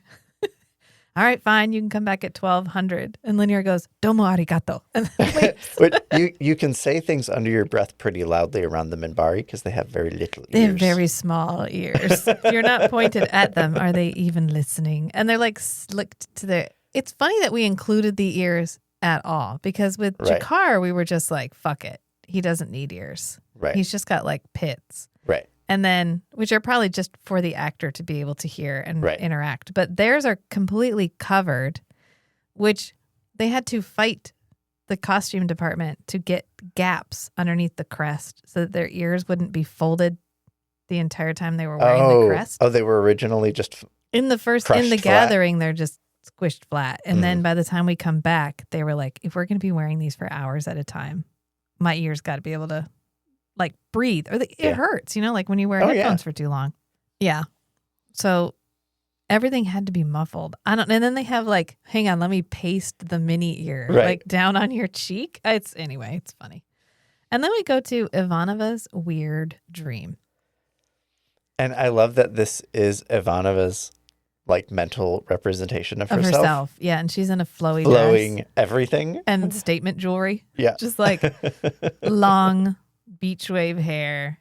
It's a good moment for her. Yeah. Like this is Ivanova this is heart. This Ivanova. is how she feels all the time. Yeah. And she turns around. She's running through, I think it's the corridor of conflict, honestly. Mm-hmm. And she sees... With a big smoke machine. Yeah. Through a big smoke machine, a bunch of fog. And she sees her mom. And there's these two characters on the other side of her, and it's like tragedy and comedy, the two drama faces. And they're holding a syringe. And her mom is like, will this make the voices stop? And they're like, no, but it'll make them sound like birdies. And they end up giving her the medicine, even though Susan is like, no, Mom, like, please don't do this again. And as soon as they give her the medicine, her head slumps forward. And she goes, only one way out. One way out. And Ivanova, like, screams for her mother and runs toward her. But then... as soon as she lifts her head, it's Ivanova sitting in the chair. And she goes, only one way out. And then Susan wakes up screaming. Is this the one where Gray shows up? Yeah, he shows up in her dream. He shows up, but she dismisses him. Yeah, she kicks him out of her dream. Yeah. And I wonder, was this actually Gray, like psychically? No. Because he's like, the commander won't let you. I can't let you go past. The colonel won't let you or whatever. And she's just like, the fuck out of my way. This isn't about you right now. It's about me and my mom. I wonder if there's some kind of system in place. Like, do psychics do stuff in their sleep? And do they have to, like, take something or wear some equipment to suppress psychic stuff while they're sleeping so that they don't invade other people's dreams Unless accidentally? that's just part of training. Like training your mind to... you'd have to condition yourself so hard. Yeah. Well, like learning to sleep through things or learning to like sleep with the light on or whatever. You would just have to, like, part of your training might be to, like, you maintain your walls so often and so effectively that you even keep them up when you're sleeping. Yeah. Yeah. You would have to, because otherwise, I don't know because I don't know how it works.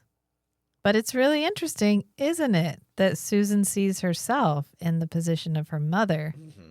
Yep. Huh. Foreshadowing? No comment. She does wake up screaming and very moist.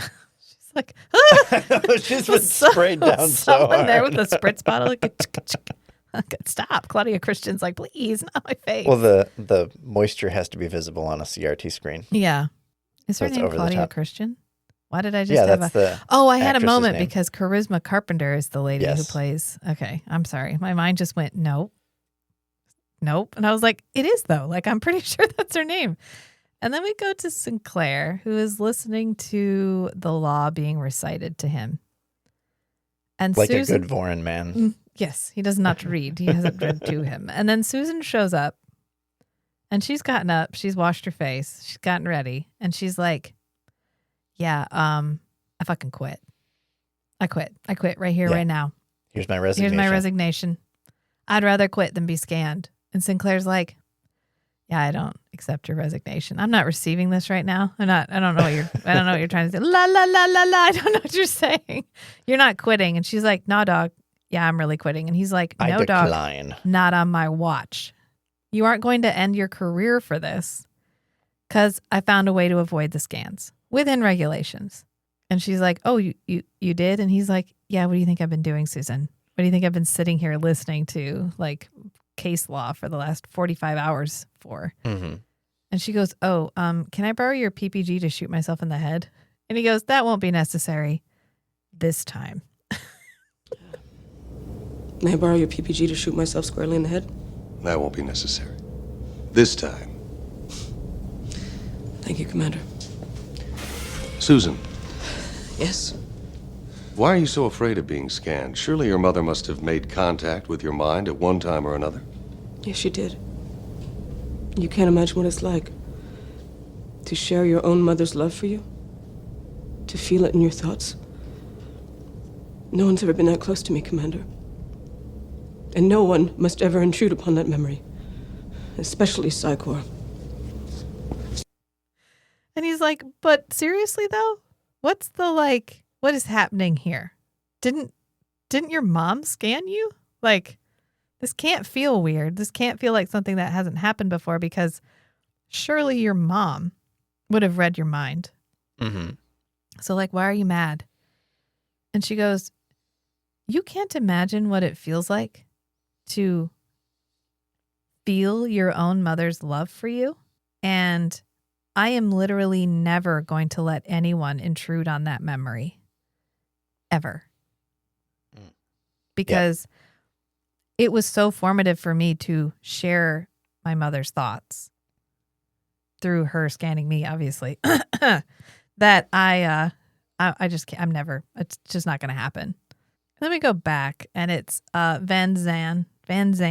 Thank you. Ari Benzane and Gray, and they're prepping to talk to Sinclair. And he's like, Gray's like, I can't, like, deep scan him, right? Like, that this is just like yes, he's telling the truth. I can verify the answers to specific questions. Right, but I can't just, like, monkey around in there. And Benzane's like, don't be so naive. They got one of your people killed. Bester will approve of your cooperation. And Gray's like, Bester? What does Bester have to do with this? And this is when Sinclair arrives, so he doesn't get a chance to get the answer. Yeah. And Sinclair's like, okay, I'll sit.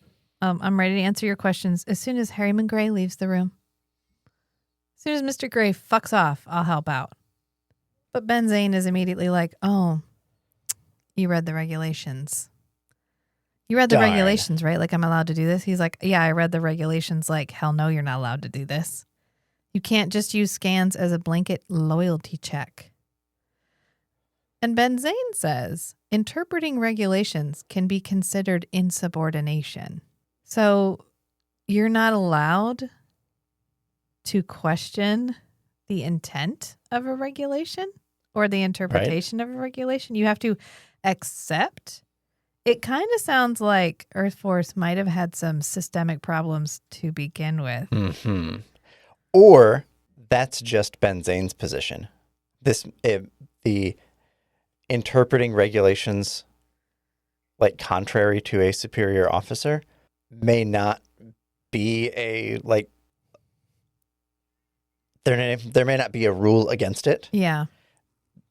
Benzane may just have the opinion that, well, it could be I consider that insubordination. It could be like, if you can construe regulations to say that I'm not allowed to do this, I think there's probably regulations that say you have to follow the intent of what I'm doing and not the letter of what I'm doing. You have to follow orders. Like, you're not allowed to interpret regulations in this instance. Right. I can probably spin that. If you can spin that, I can spin this too. Right. And Sinclair's ready for that too. He's like, oh, well, good thing I also checked to make sure that I was allowed to interpret regulations, because as the commanding officer right here, right now on Babylon 5, I'm allowed to do that because you are standing on my station right now. And you may outrank me, but I'm the one who's actually in charge here. Yeah. And Gray pops in and he's like, actually, he's right. Like that's how that works. Yeah. Backs him up on the Backs Sinclair up. He's the like blanket scans. Yeah, he's like even Psychor doesn't consider this like a carte blanche permission to just scan whoever you want to scan. Mm-hmm. And the Colonel is like, oh, I don't remember giving you your opinion. So I don't really want it. Yeah. And he's like, okay, I'll play your game for a little bit. So head on out, Gray. We'll see you in a bit. We'll play it Sinclair's way for now. But Garibaldi needs to stay so that Sinclair can't claim that his rights were violated. Which is the most like, he's so woke. He wants his mind to be his own mind. God, I can't believe he's so brainwashed like this. Oh, did I violate your rights?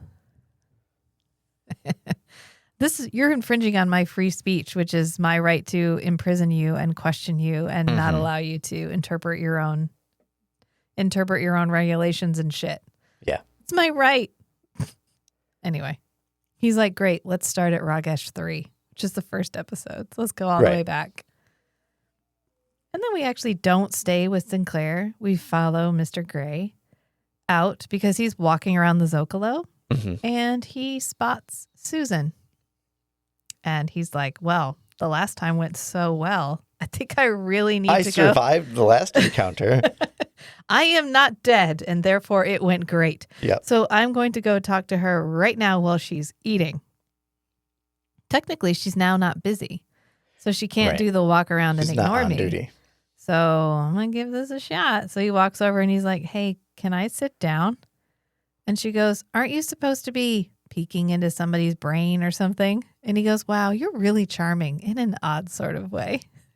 I find your overall aggression interesting and entertaining. Like I really enjoy hanging out with you because you hate me so outright and obviously. And he's like, oh, actually, like Sinclair kicked me out. He knows his stuff. He must have really read up on it. And she's like, yeah, he does that. He prizes knowledge and honesty. And Mr. Gray's like, well, he pissed the Colonel off, which was actually kind of refreshing. Like I really enjoyed watching that, to be honest. And for a moment, Ivanova softens. Yeah. She's like, you aren't like the other telepaths, are you? He's the pick-me telepath. He's like, you don't even like the Colonel. Why do you work for him? And he's like, oh, no. Yeah, no, he's an inhuman asshole. But I actually don't think you know that much about the Corps. I don't think you know as much about the Corps as you think. Like, I doubt you really know any of our people very well. Like Talia Winters. And she's like, hey, ho, you stay the fuck out of my head. And he's like, sorry, you like shouted Talia Winters at me as soon as I said Corps.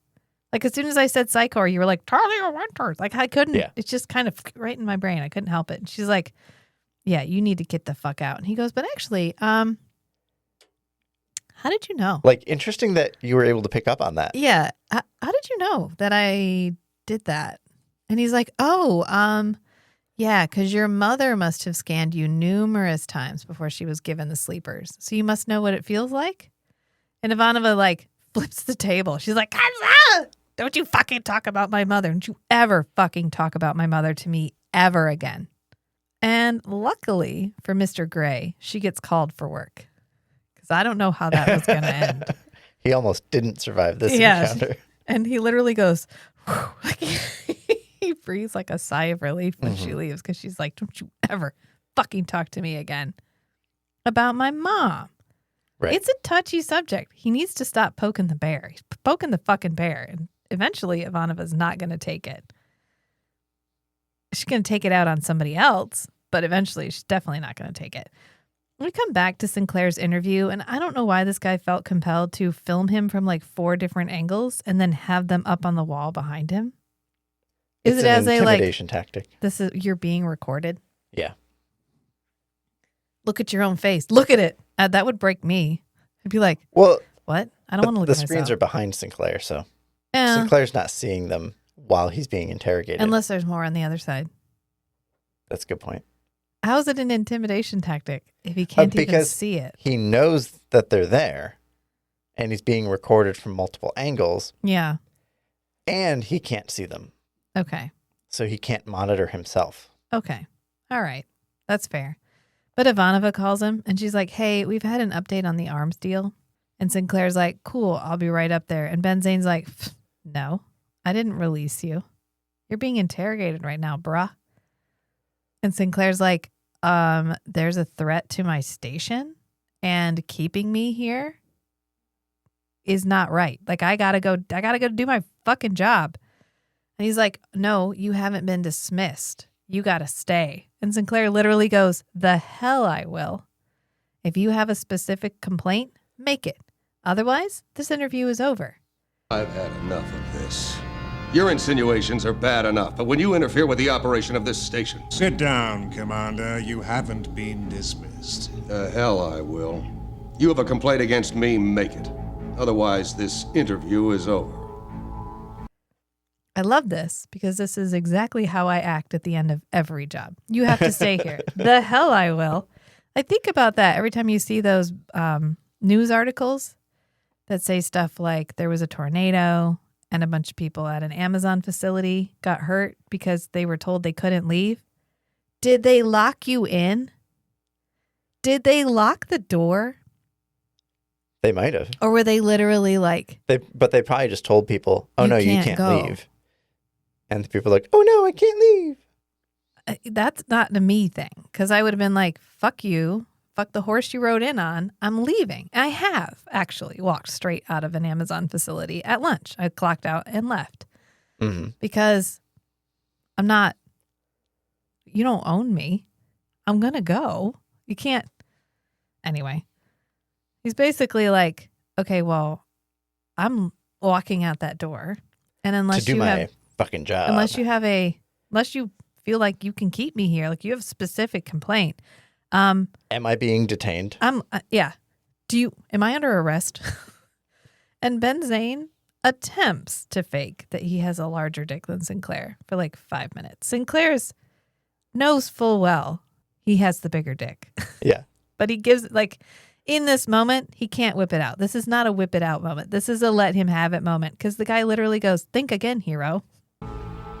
I've seen plenty like you. Hot shots promoted up through the ranks without any real leadership ability.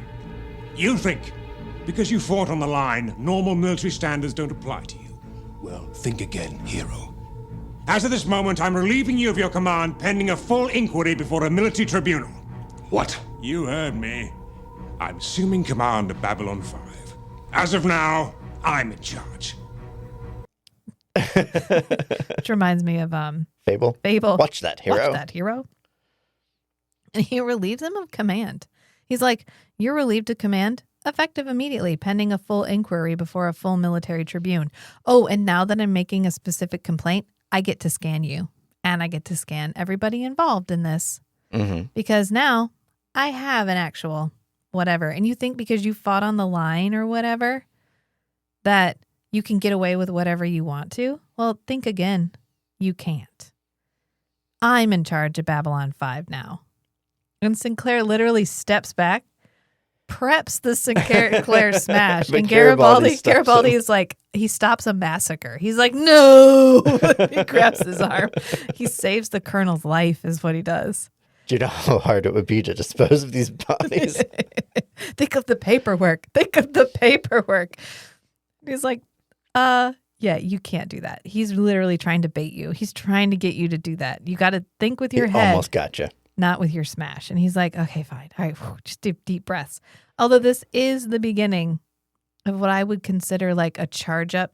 Like, yeah. He's filling his limit break gauge for the rest of this episode. Yeah. Because he definitely wants to smash something from this point on. And when he finally gets to punch the colonel, he's lucky he didn't just like kill him on the spot. Yeah. So he does. He takes a deep breath. He's like, he finds his center and he's like, okay, what's your justification for this action? And he's like, I outrank you and I can remove you if I think you're not working in the best interests of Earth Force. That feels so open to interpretation. Yeah. Like at any moment, someone can be like, I don't think you're working for the best interests of Earth Force, and I've taken over your ship. That is such a broad thing. Right. That's such a like autocratic, authoritarian. Again, thing. I have to say, was there something broken in Earth Force already? Right. Yeah. He's like, you guys have 1 hour before you need to be back here, and then I'm going to have Mr. Gray scan all of you. Oh, and one more thing, Sinclair, you will be confined to quarters, and you can't have any contact with any command staff, including Garibaldi. Understood? And then the little subtitles just said intense music. Which feels right. That's right. There's intense music. And Garibaldi literally goes, whew, like, can you believe this guy? As he walks out. And Sinclair's like, yeah, things are worse than I thought. Mm-hmm. He's like, I didn't realize that Earth Force had fallen this far, that somebody like this would be allowed to do something like this. I'm going to have to go straight to HQ. Like, I'm going to have to talk to the guy in charge because this shit can't fly. And he goes, you know what? You dig for that dirt. Find it for me. I needs it. And in the meantime, you better get to the dome. And Garibaldi goes, oh, shit, Ivanova. Like, oh, no. We literally don't know what could happen. So he runs off. Garibaldi feels like the minder because first he had to stop Sinclair from punching the colonel, and now he's got to go get Ivanova before she does something foolish.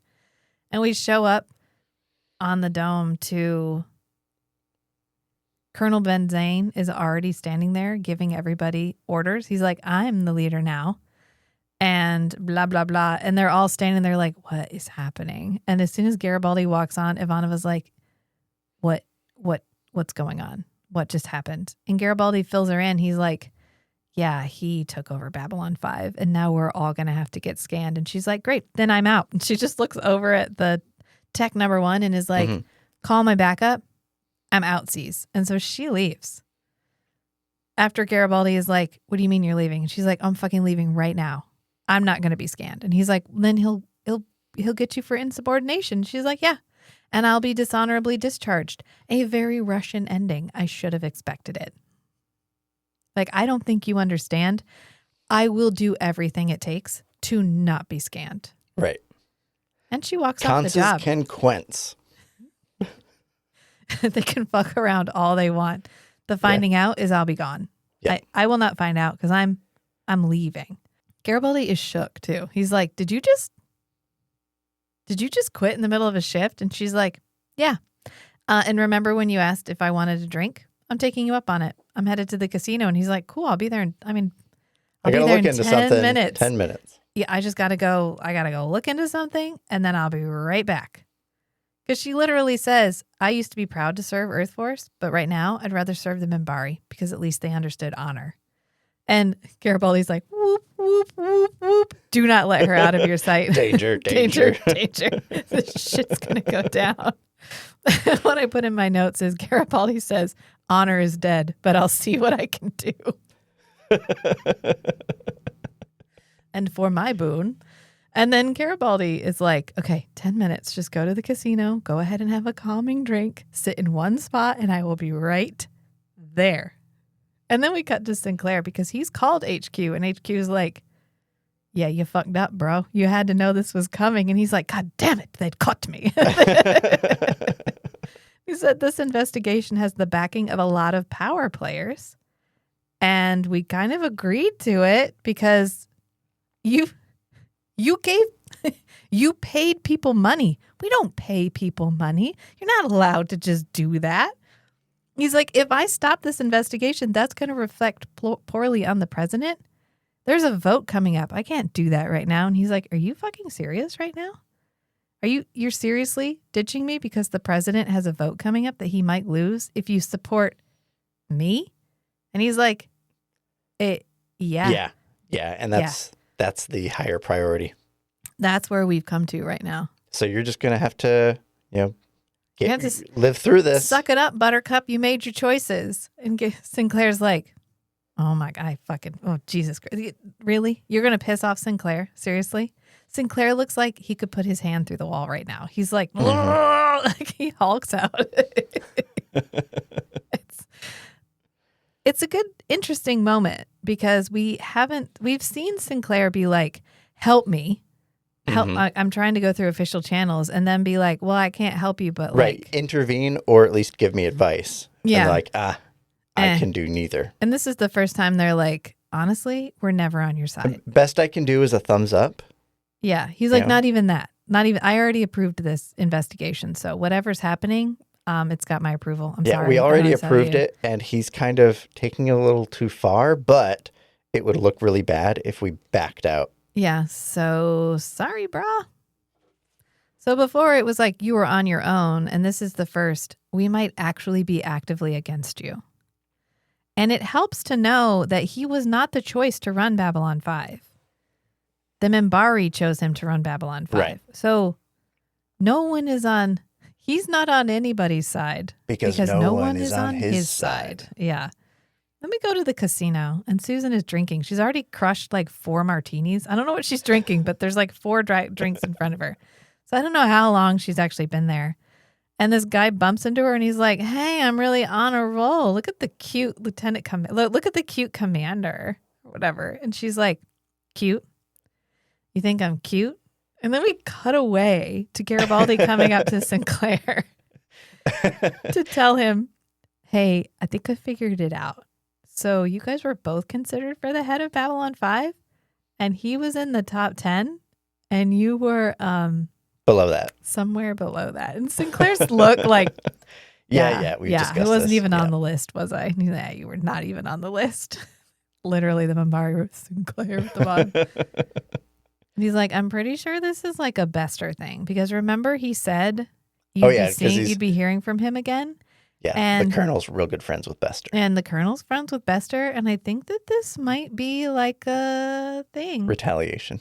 Which, to be fair, Sinclair tried to save the Psychops by not telling them that he was saving Ironheart, and they intervened. Yeah. So I'm not really sure how they thought Sinclair was going to save them from what turned out to be like an extra dimensional being, but hey, sure, let's blame him. Kind of reminds me of in the new Murderbot episode when they're all like, it's Murderbot's fault that this person got hurt because they didn't know that this dangerous fauna was coming. And Murderbot's like, I'm pretty sure it was the thing with teeth.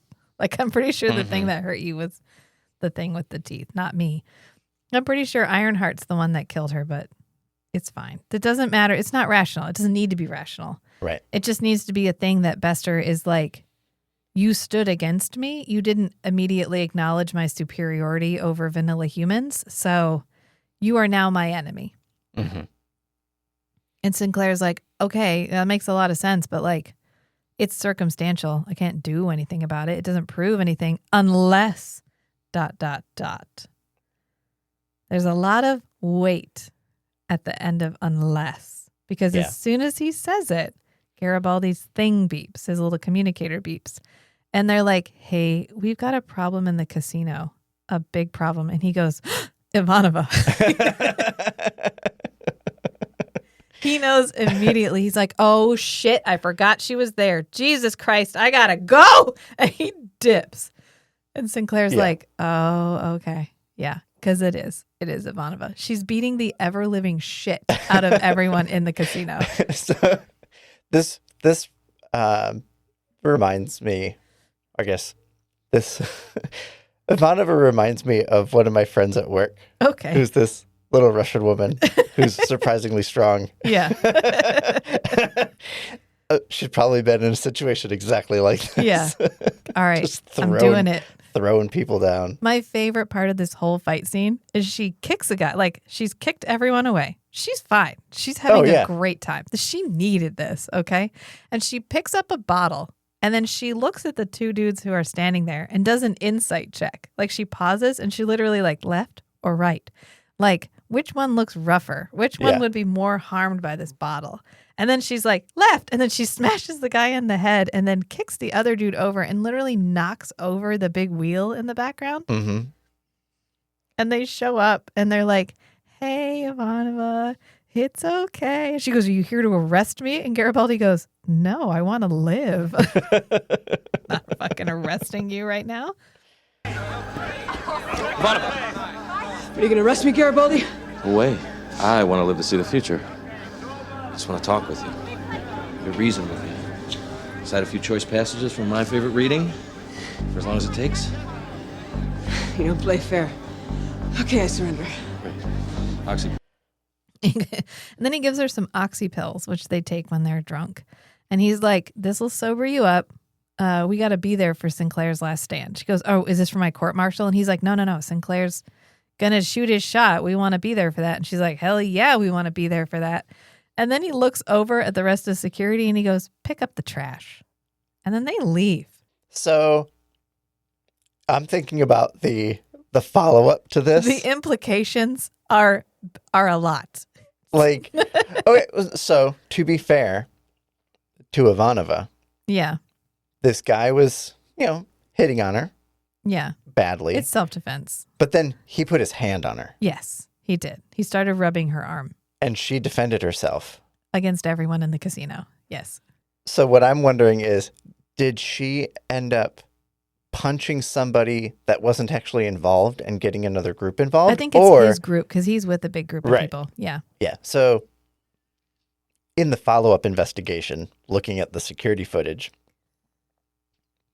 does Ivanova have any responsibility for this? Like, does she have to have any punishment, like get points on her permanent record or whatever? The implication that someone, because they're in Earth Force, can just beat up people and destroy property on Babylon 5, and they'd be like, no consequences. Guys, she's going through something, okay?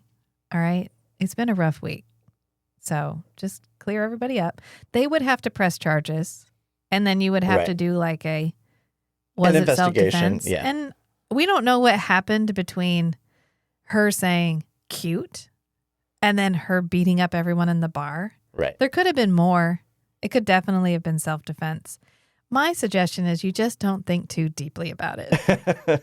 Yeah. Because the implication for she's allowed to do this and it's literally fine because she's going through it. So they're all like, hey, guys, give her some space. So she killed a man. She was having a bad week. Okay. You just don't think about it. Yeah. Because immediately we go back and it's Sinclair showing up to his interview when Ben Zane isn't there yet. And it's just Harriman Gray, and he's feeling the acoustics of the room. Mm-hmm. And Sinclair knows that because he's probably chatted with Talia before, and she's like, yeah, kind of helps to, it's sort of like if you want to remove, if you want silence in a recording or you want to add silence to a recording, you have to record the silence of the room where everything else is recorded. Because the quality of silence is different in different places. Right. It's going to sound different from a gap, like actual silence between people talking. Yeah. Versus just no sound actual at all. Silence. It's not the same. Yeah. And so that's what he's doing. And Sinclair goes, well, I imagine you're very good at this. Like, okay, I get it. I get what you're doing. Like, you're good at your job. That's why Bester assigned you to this.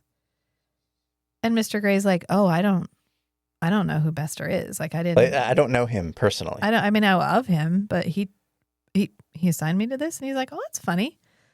He recommended you personally. He and the Colonel are very good great friends. Good dear friends. He's like, maybe you're scanning the wrong people. Commander. Mr. Gray, I thought I'd find you here. Talia Winters says most telepaths like to feel the acoustics of a room before they perform a scan.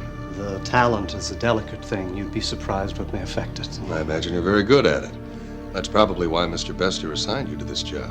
You must be mistaken. I don't know him, at least not personally. Odd. He and the Colonel are very good friends. Maybe you're scanning the wrong people. This is the Sinclair hook. That's interesting. Something to think about. This is a Sinclair jab. Yeah. Oh yeah, this is the prelude. Yeah. The wind up, the tilt back of the shoulder. He's measuring distance. Yeah. Oh, he's getting ready. Because then Ben Zane arrives and turns on the cameras, calls in Ivanova and Garibaldi. Ooh, it's like the little cat butt wiggle calibration thing That's before exactly they what pounce. he's doing. Yeah. He's calibrating. Tiger-sized. And he turns on the cameras, calls in Ivanova and Garibaldi, who need to stand in the background while he triumphs, apparently. He needs an audience. And he's like, this is the hearing where I will cite specific charges. And then Mr. Gray will verify your answers to questions. And then Mr. Gray does his little practice speech, which I love how he delivers this speech. This is a good Jeffrey Combs moment because you're like, oh, he's a good actor. Oh, yeah. Because he says it like, I've said this 100,000 times before. He's like, I'm going to scan you. I'm not going to be going very deep. I'm really just here to verify. Like, if you could just relax, try to avoid any strong emotions. He just has his the disclaimer that you. Yeah. And it's the way he delivers it is perfect because you just get like, this is just my job. This is just my job. I do this all the time. I'm going to do my best to just do my job. This isn't about you. It's just about me doing my thing. And he goes, cool. Will you be scanning Benzant too? Benzane? Will you be scanning him? You're scanning me. Do you scan him? And Colonel Benzane's like, me? Not going to scan me. Why the fuck would you scan me? And he's like, well, the regulations say you can scan anyone involved. And now that you're in charge of Babylon 5, you're involved. Up to your neck is what he says. You're in the shit, man, with the rest of us. So honestly, it makes more sense if we scan both of us because the intent of a question is sometimes just as important as the answer. Don't you think it's important to know why you're asking these questions? As much as it is to know what my answer is? And he goes, it hurt, didn't it? This is when he's finished his wind-up and it's time for the smash. Yeah. Because he goes, really hurt, didn't it? When I got this job instead of you? When you got passed over for and this was in quotes in the subtitles, so he must have said this at some point, hot shot without any real leadership ability? That's what Benzane said. Earlier? Okay. Yeah, he goes, oh, you got passed over for a hot shot without any real leadership ability. And Benzane's like, Sinclair, don't you fucking do this. I am warning you. And he goes, well, at least Bester came up with this plan for you. And he goes, you're crazy. What are you talking about? And he goes, yeah, maybe I am crazy. Crazy to think that honor and dignity still mean something. Maybe it's crazy to believe that Earth Force would let a maggot like you spit on some of the best officers I've ever served with. Oh, Michael O'Hare does such a good job with this. Mm-hmm. Oh, it hurts my heart to know what happened. To know that he was struggling so much through all of this because he's trying so hard. And he almost tears up when he gets to the end because he's like, I am so proud to serve with these people. I am so proud of the work that we're doing here. And then you just show up and you fucking walk all over it because you didn't get the thing that you thought you deserved. And you couldn't fucking handle it. And it's like, I cannot believe that I'm serving with shit like you. That is the look. Yeah. And it's delivered so perfectly. And Benzane tries to intimidate Sinclair. He's like, "Oh, you're gonna get court-martialed. I'm gonna fucking take you to the mat." And Sinclair's like, "Bitch, bring it." There's a meme I saw the other day, and it was like a Tumblr thing or something. Yeah. But it was one person saying, "Is your dick big enough for you to be acting the way you are?" And they said, "Yeah, prove it." And they said, DMs. And the other person comes back, "Yeah, it is." You can continue. It doesn't matter what the physical size is. Right. His mental big dick energy is more than enough. Because he's like, we just watched Severance.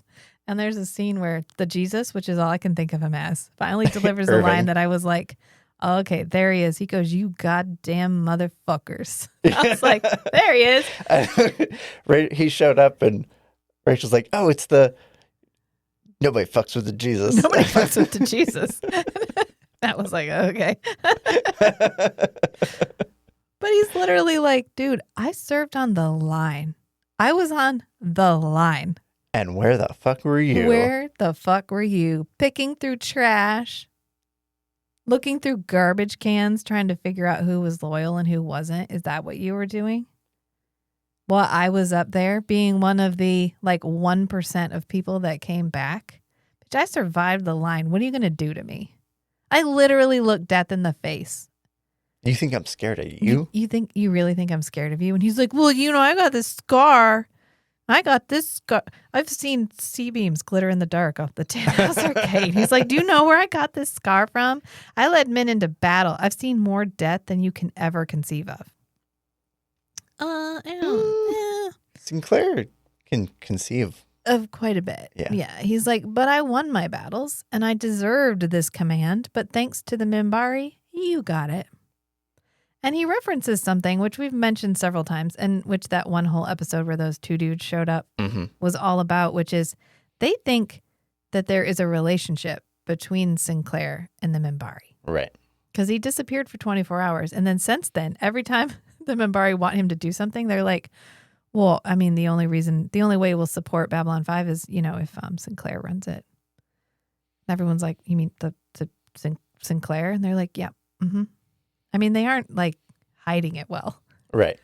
And but they don't need to. He's repeated multiple times, like, I don't know what you think happened, but like, it's not like me, bro. It's not like they made him president or something. They gave him command of like the shitty trade outpost, like the Hail Mary diplomatic outpost out in the middle of nowhere. Right. What do you think? Okay, it's fine. It's fine. It's just like, if he's working for them, wouldn't he be in like intelligence? Wouldn't he have made his way into the government? Maybe they think this is some long con that they haven't figured out yet. Right. Yeah. Right. He's like, I know all about you and the Minbari, but it's mine now. I own Babylon 5 now. Like, the Minbari could just go to the Earth government and be like, put Sinclair back or we dip. And they're going to put him back. Mm-hmm. But anyway, Harriman Gray is like, honestly, I'm on Sinclair's side right now, because you're gross. Like, there's shit happening here that I'm not behind, because I can feel your hatred, and it's gross. It's filthy, is what he says. Mm-hmm. There's no thank you. And so he backhands Gray. Like, whatever, you're not on my side. He like bitch slaps him. Yeah. And then he pulls a gun on Sinclair, and he's like, oh, trio of mutineers, huh? Guess I can just take you guys out and then I don't have to worry about this anymore. And Ivanov was like, you can't take all of us. He's like, I don't know. I kind of feel like I'm the guy with the gun here. And this is when Gray is like, hey, Ben Zane, Pain. And he's like, oh, man. And this is when Sinclair finally gets to punch him. And he does his one punch, his Sinclair smash. He's the whole body punch. Yeah. He's just lucky that Sinclair got to yell a little bit first, and it was like a pressure release valve, or he would have killed him instantly. Yeah, he had the verbal smash. Yeah. Yeah, he got to like let off before some the pressure. fist smash. And Ivanova just goes, oh, I assume the investigations are concluded. Because he's like unconscious on the ground. And this is when Garibaldi returns to his quarters to find that Lanier has finished the entire bike. I wonder if they just left him. Like, they just locked the door and they were like, well, he's sleeping. He can sleep in here now. And they just went home. Like, God, it's been a really long week. We're just going to take a break and then we'll figure out what to do with him later. Mm-hmm. And it's finished. The bike is finished. And Garibaldi's like, oh, no. I said you could work on it a little. I didn't say you could finish it. And Lanier's like, oh, I'm really sorry, because Garibaldi's like, this was my purpose in life. I wanted to build it myself. This was my hobby. And Lanier's like, oh no, I really misread the room there. Like, I got really excited and I put the whole thing together. And Garibaldi's like, oh, it's fine actually, because you did a really fucking good job. Like, look at this motorcycle. He's like, it's too bad we can't ride it. And Lanier goes, oh, we can. We can so ride it. And he's like, oh my God, you found gas? And he's like, oh, no, gas is terrible, which you guys figured out eventually. No, I installed a Minbari power source. Clean, efficient. And he lifts the thing up and it's just like crystals with a light below it. Whoop, whoop.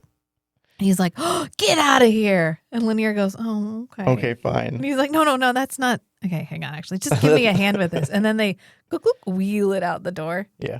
Oh, that's good. Matt remembered the end of this episode. I put it on and he goes, oh, this episode. Like, this